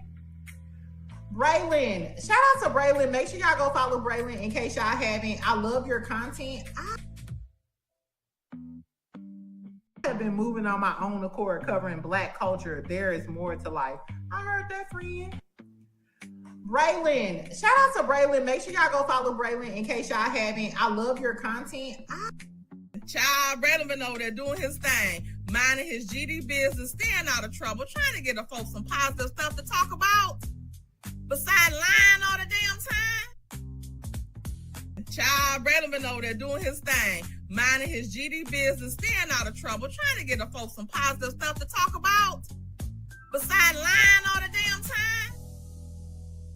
Child, Braylon been over there doing his thing, minding his GD business, staying out of trouble, trying to get the folks some positive stuff to talk about, besides lying all the damn time. Child, Braylon been over there doing his thing, minding his GD business, staying out of trouble, trying to get the folks some positive stuff to talk about, besides lying all the damn time. Child, Braylon been over there doing his thing, minding his GD business, staying out of trouble, trying to get the folks some positive stuff to talk about, besides lying all the damn time.